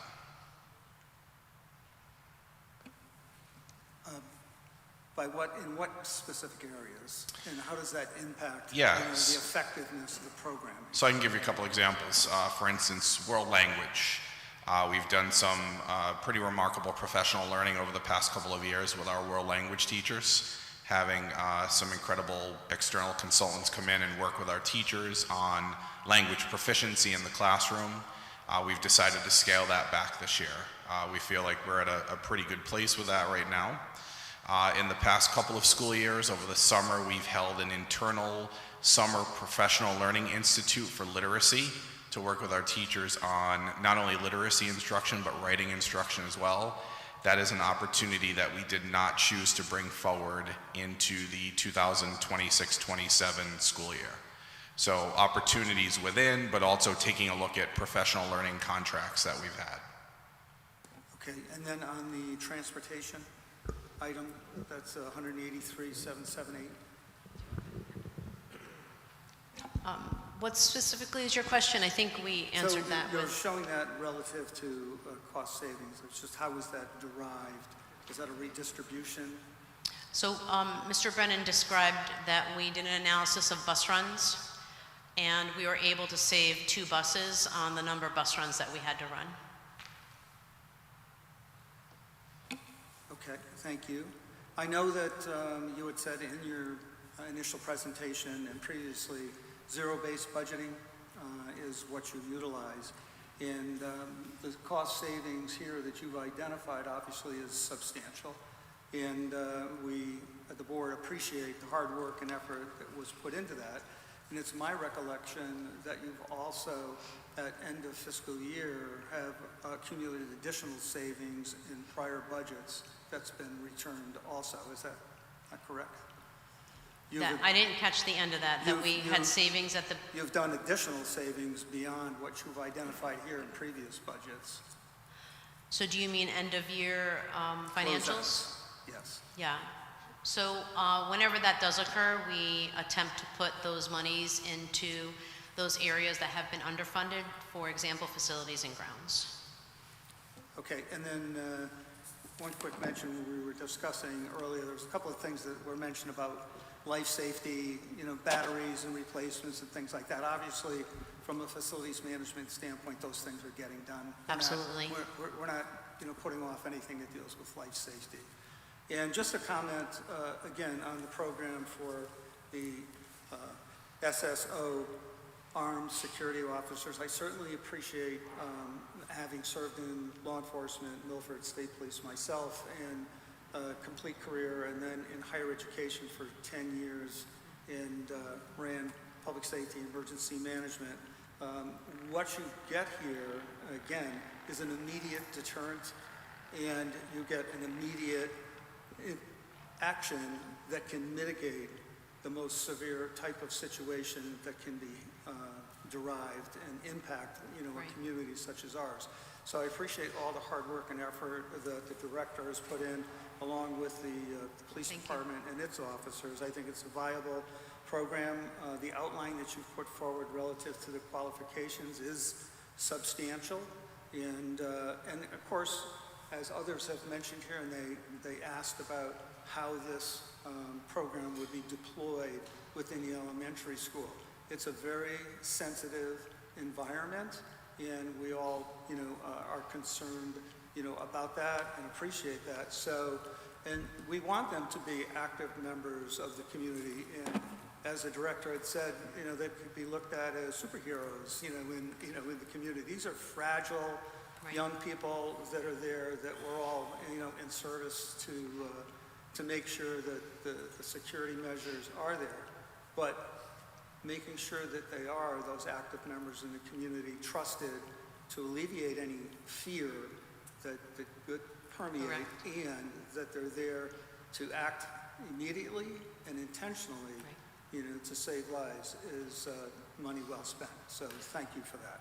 Thank you, Alderman Healy. And we do have a plan on introducing the SSOs to the children in a developmentally appropriate way. So going into classrooms and talking about who this person is and what's on his body and what's his job in the school. So we do plan to do it in a 5-year-old friendly way. So.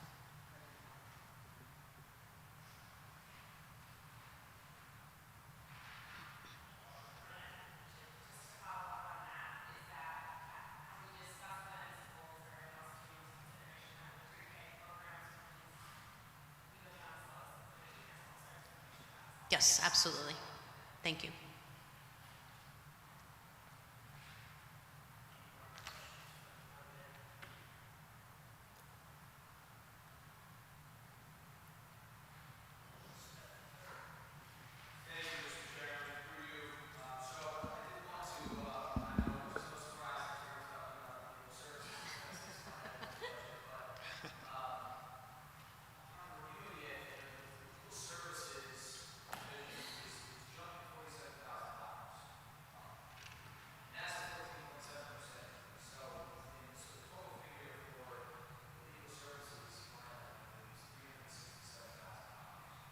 Yes.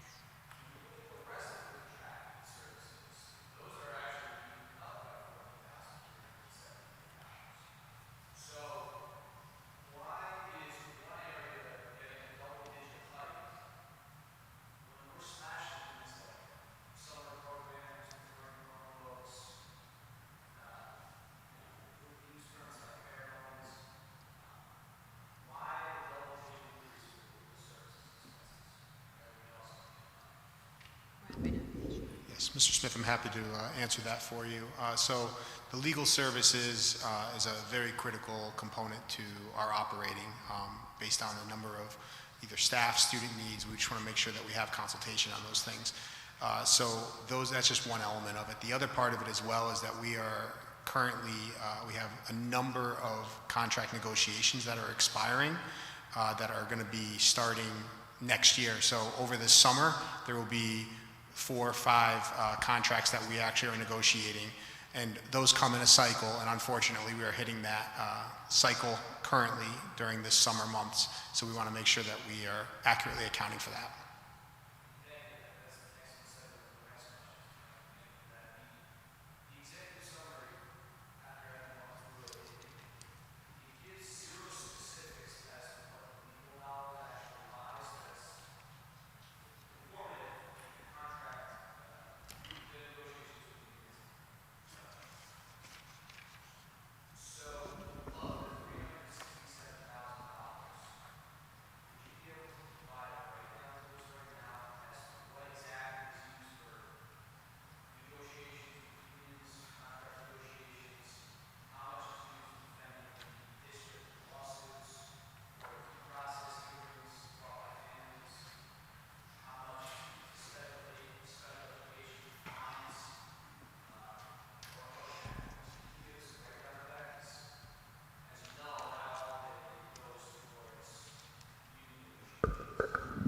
Right, so while it doesn't have numbers, and it's not in the executive session, but we do give a lot of detail outside of the executive session, Alderman Smith. So you'll see on page 16, there is a narrative for each line item. 3302 is described at the hiring of legal counsels necessary for negotiation contracts, as well as advise to the board administration on matters pertaining to the education of students. Related expenses such as fees for filing, arbitration, settlements, mediation are supported by this account. Professional legal services may also be needed for special education cases, legal opinions, interpretations, grievance arbitration, personnel issues, contract review, and expulsion. So categorically, it includes all of those things. And I do recognize it doesn't give you a breakdown of all of that. I do, and you're in this field of law, and I'm not sure if you practice in the area of education, but the litigious nature of education has just increased, along with many other things that are increasing in our field. And so more and more often today than ever before in my career, I find that we're contacting counsel. One, because we're encountering situations we've never encountered before. Actual students having restraining orders against one another. Students engage in disciplinary matters with social media. Every time you have an expulsion, you must engage counsel. So all of those things we're seeing an uptick in. And in residency issues, we are actively engaged in ensuring that the right students are attending Milford schools, not those who live elsewhere.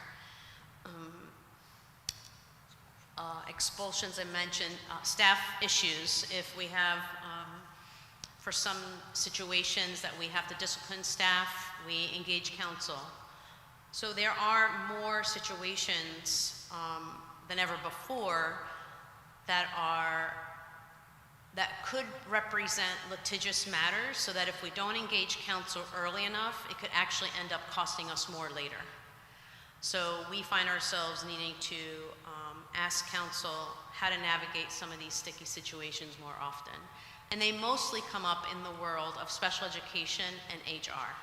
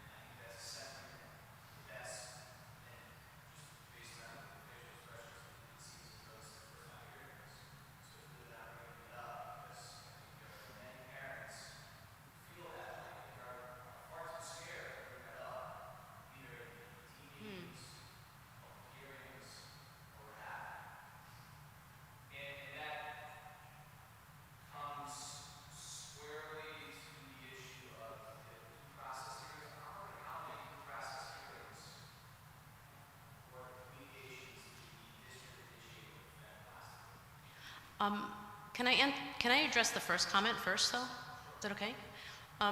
Just to clarify, our attorneys don't engage with parents unless parents engage an attorney. So our rule of thumb is we will work with families.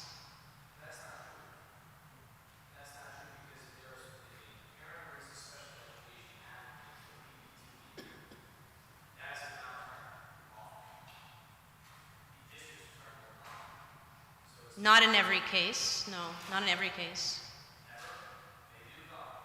They can come. There may have been some situations where they do, yeah.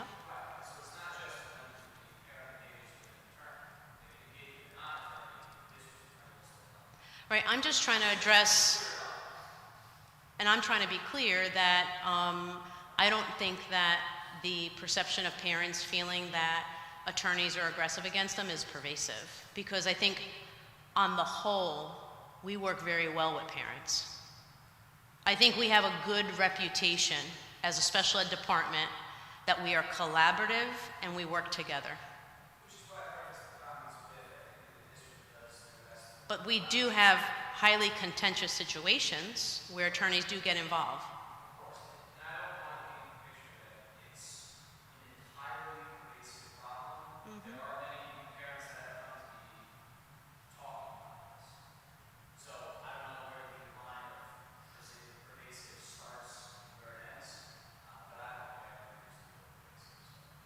No, that was my word.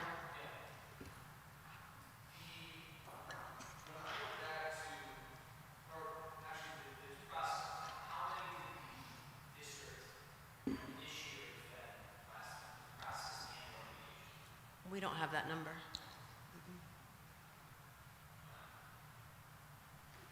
We're here to talk about a budget. I don't come with every single data point, but I'm happy to get that for you. For what year, please? For what year?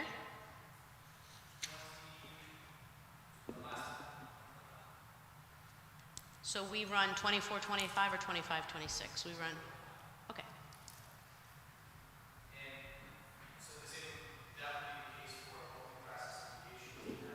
So I just want to be clear what your request is. For the 24-25 school year, you're asking for the number of due process that we initiated or defended, okay.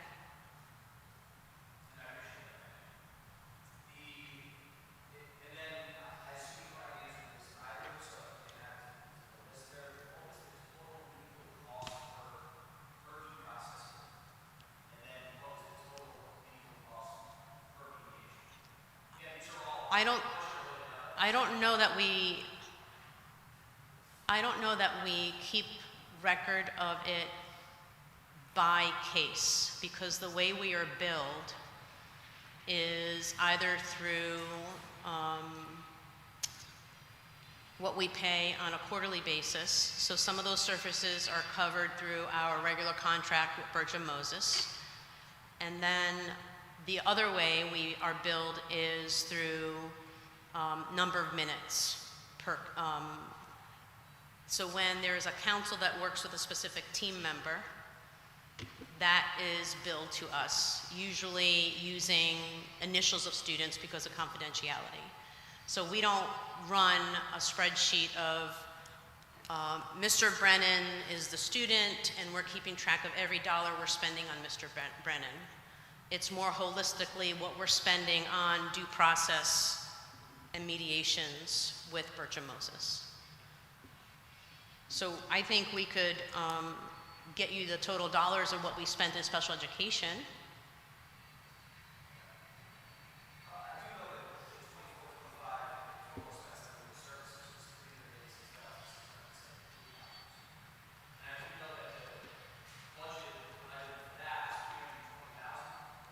Wait, where are you reading from? Are you reading from page 14?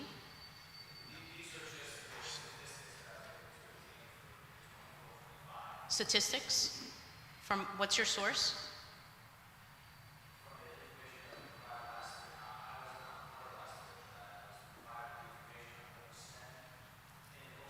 Was that information that came from us? Okay, so do you mind sharing that information with us so that we can cross-reference it? Okay, great.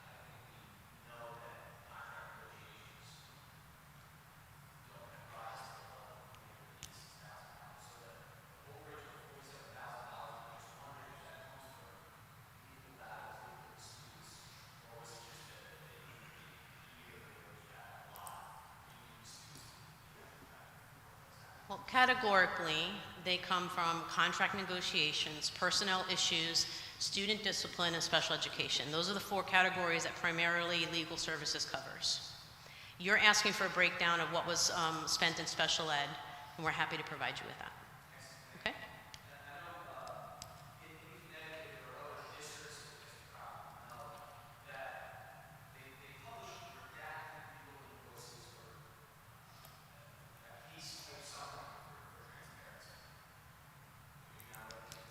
I'm not sure what you're referencing. Can you?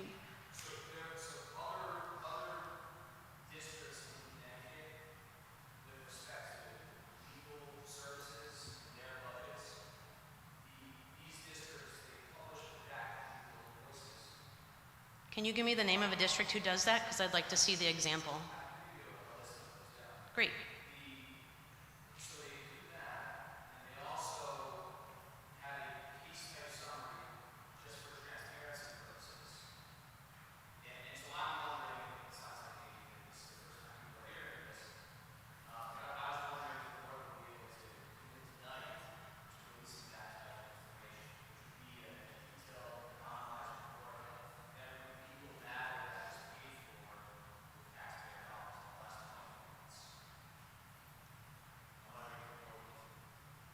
Well, we're happy to ask legal counsel about that. We don't have reports, but if you want a copy of all of our bills redacted, you can have the bills. But we're not going to create a report. We're not going to take all the bills for 2 years and create a summary for you. I'm happy to give you a redacted copy of the bill because I think that falls under FOI. And we'll probably contact legal counsel to see how we can handle that.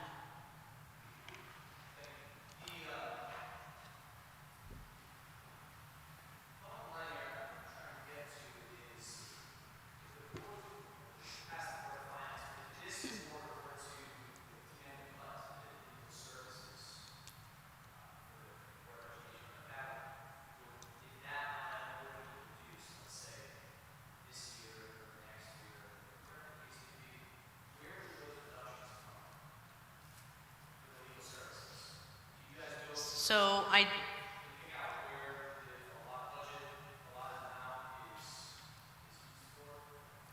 So it's my understanding, Chairman Vitro, that this board doesn't make line item cuts?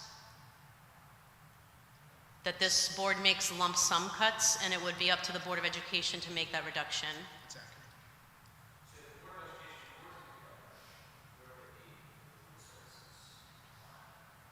I don't see us reducing legal services. I don't know what world we're living in that makes us think that people are become less litigious. We don't pick fights, Alderman Smith, and that's what it sounds like you're trying to say. We don't pick, okay, so just let me finish for a minute. We don't hire an attorney to bully parents. And I know that's not your word, it's mine. But the world has become much more litigious in education, and sometimes we have to, oftentimes now, more often than ever, engage legal counsel so we can do what's best for the child. We don't get counsel to fight parents. We get counsel so we can advocate for kids. And we're dealing with a case right now where we can't get a kid back to school. And we're considering engaging counsel because we need the kid back. So I'm kind of getting a sense from you, this is my interpretation of your words, that you're portraying that the district hires attorneys to be adversarial with parents. And I'm sorry, but that's not true. What that line item represents is a much more litigious environment in education and a much more difficult environment, particularly in special ed. And let's go ahead and talk about HR. Adult behavior is worse today than ever has been before. We're dealing with really weird situations with personnel. So we're engaging counsel so that we don't open up a risk to the Board of Ed, that we're not opening ourselves up to more litigation. So I'm happy to give you what you need in the area of copies of bills for 24 months that are redacted, a breakdown of what was spent in special ed and HR, but I don't want to sit here and I'm interpreting your words as we are becoming aggressive with counsel with parents, because that is simply not true. And we are responsibly spending these funds. This is not a line I want to see increase, because it takes away from the things that we talked about, that Ms. Federico asked about. I'd rather spend money on laptops. This feels like an uncontrollable line item, that it just keeps getting bigger, to the point where a couple years ago, even in public, we talked about, should we bring our own counsel on board to try to take care of some of these situations? So if this board makes a lump sum reduction, my recommendation to the Board of Ed would be not legal services, because to me, we use the phrase phantom cut in our office. That would be a phantom cut. We'd be pretending that we're cutting this line, and then a year from now, it'll be overrun, and we'd have to find the money somewhere else anyway. So respectfully, I would say we are not making a reduction to this line. And at the end of the day, it would be up to the Board of Ed if they did. But it would not be my recommendation, because I believe it would leave the district open to more risk, because we're not engaging counsel to get advice.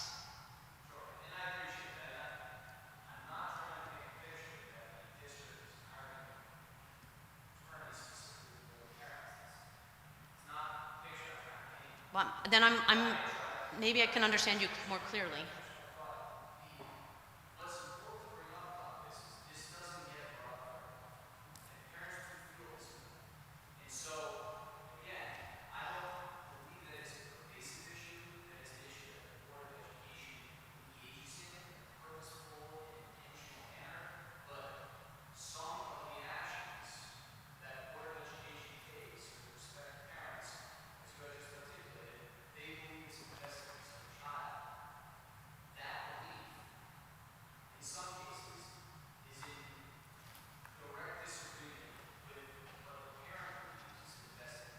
Right.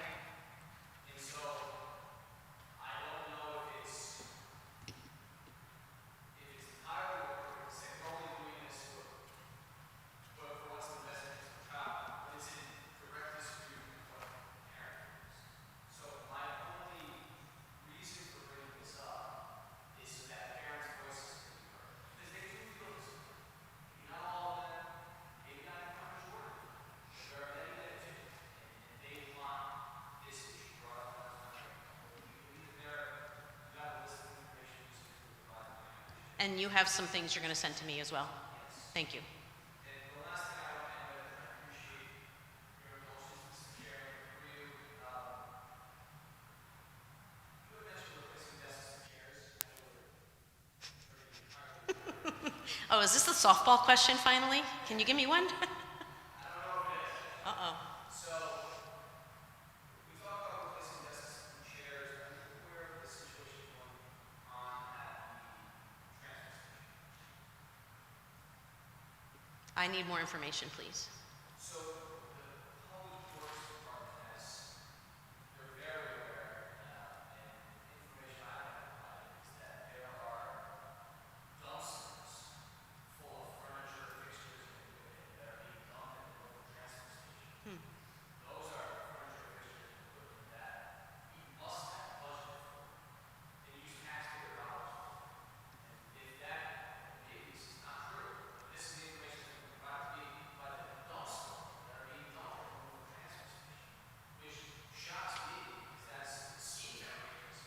It seems outrageous, that's right.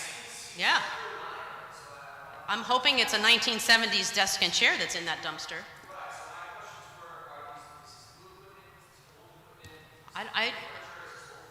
Mr. Smith, if you could give me more information, maybe Mr. Saley should be calling me instead of you. That would be great for maybe someone to redirect. You know, what's interesting is, in fact, I'll call Mr. Saley in the morning. Maybe we could take a drive down to the dumpster transfer station. Mayor, maybe you could join us. Sorry? Oh, I thought you said Public Works did. Oh. But there is a regular process of disposal of old furniture or equipment that is out of date. So we have a protocol. So if a principal wants to get rid of a piece of equipment or furniture or capital of any sort, there is a form process where they complete the form and it goes through the channels and reaches Mr. Brennan's office. And he's the final say on whether something can be disposed. So as an organization of lots of resources, we do have equipment and furniture that ages, that becomes no longer relevant or useful or is even dangerous. So we have a disposal process. So it could very well be that there are things in the dumpster that should be there. No, I'm getting this information from you this evening. I'm just saying that we have a typical process of disposal, like any organization would.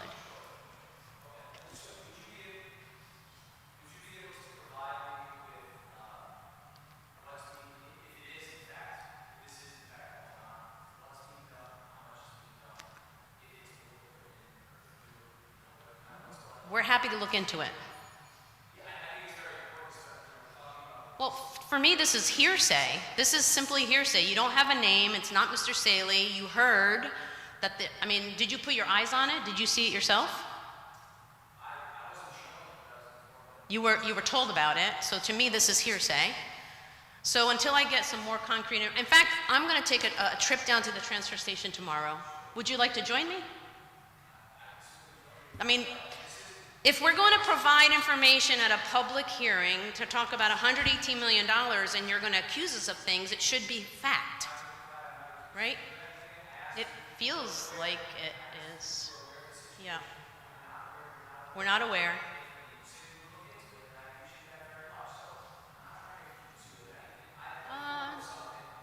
Well, in these situations, yep.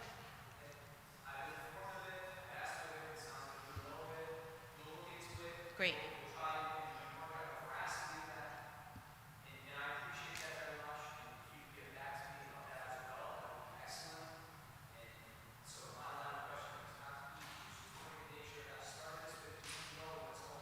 Right. So,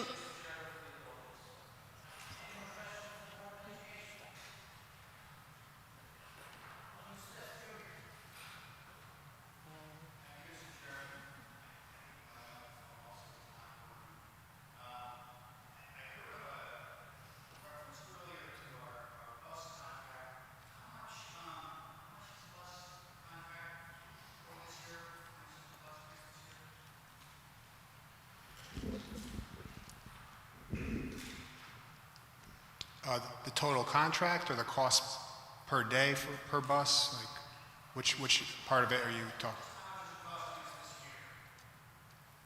This year we have an adopted budget of $3,069,941.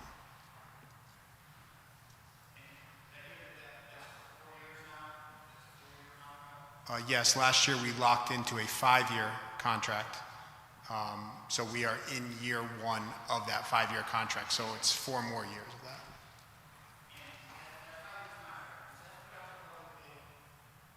This is the one that we were discussing last year that you're referring to? Yes. So that's the one where we had talked about looking at a market analysis. We had compared different districts of what they were paying. We realized that based on when we had locked into our previous contract was right during the COVID time.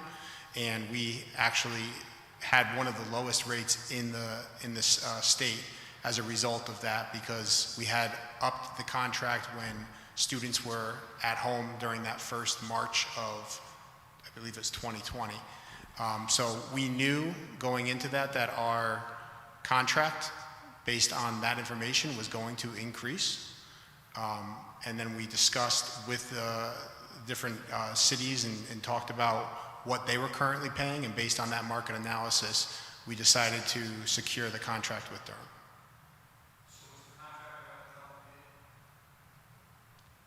This is the one where we discussed that the Board of Ed had determined that this was the best move going forward to secure our contract with Durham. No, it was not.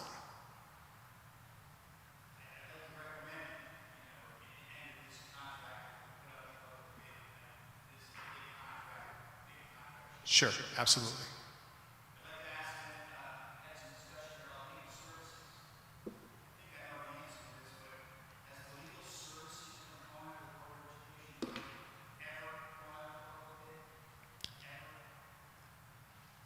I can't speak to ever going out to public bid. Historically, of Bertram Moses.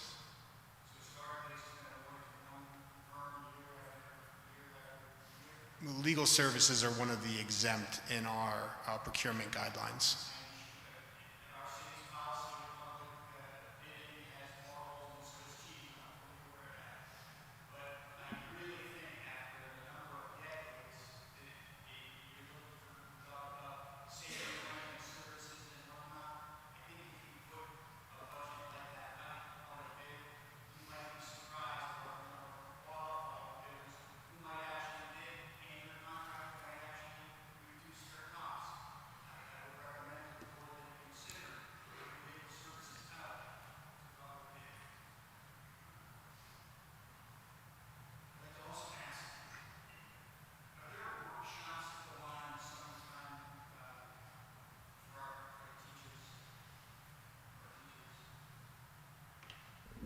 Yes.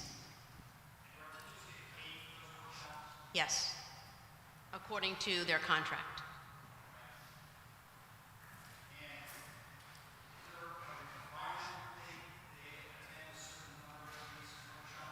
No.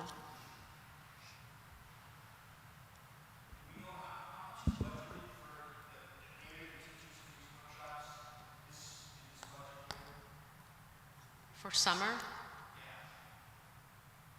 I don't. The professional development line was reduced by $108,000. Do you know, Mr. O'Keefe? I do not offhand, not specific. We don't have it broken down by season.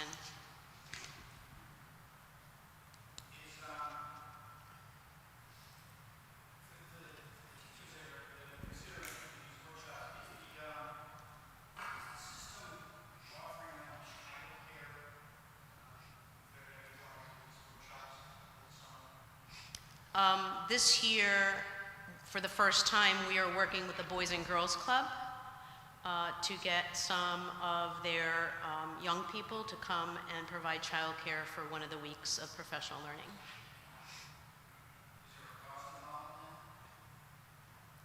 I think it's a minimal cost. Yeah, we're still in the process of speaking of Boys and Girls Club, because it is brand new to us, so we're trying to figure out a number of staff that would take advantage of that, and what specifically we would do with the students during that time.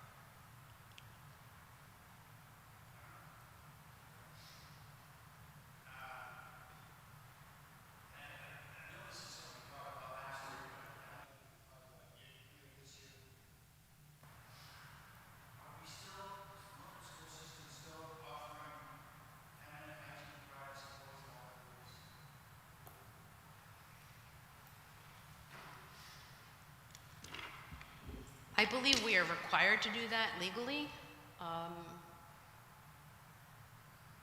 I can't speak to whether I've seen that in boys' bathrooms or not. I can't recall an instance where Do you know?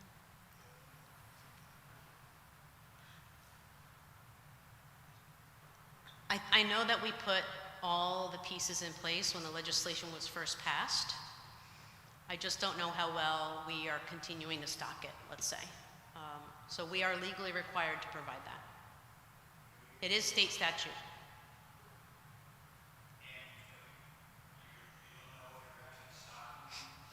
I'd have to get you more information, Mr. Smith, so I'm happy to look into it and let you know. It's minimal. And I wish it wasn't a cost that we had, but it's minimal. We could take that up with the legislator.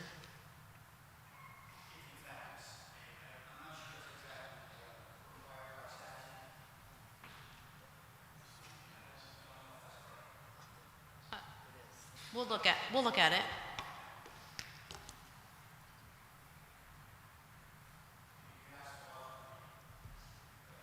They may charge us for that question, Alderman Smith. Wait, aren't you two lawyers? Don't you know?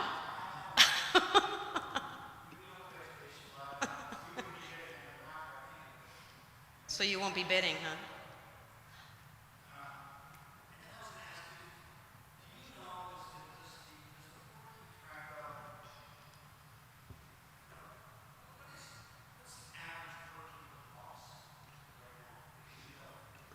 I think it's in the book. Yeah, it's on Appendix F, I believe.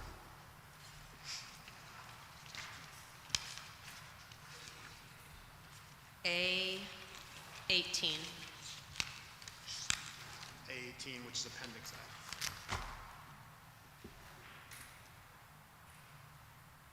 The adopted 25-26 is 28,257.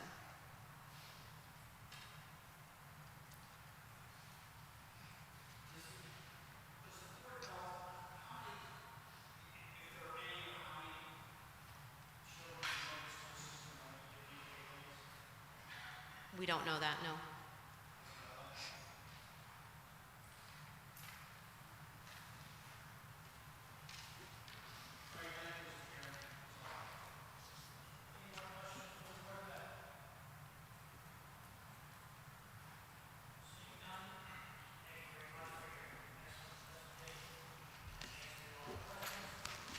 Thank you, everyone. Appreciate the dialogue.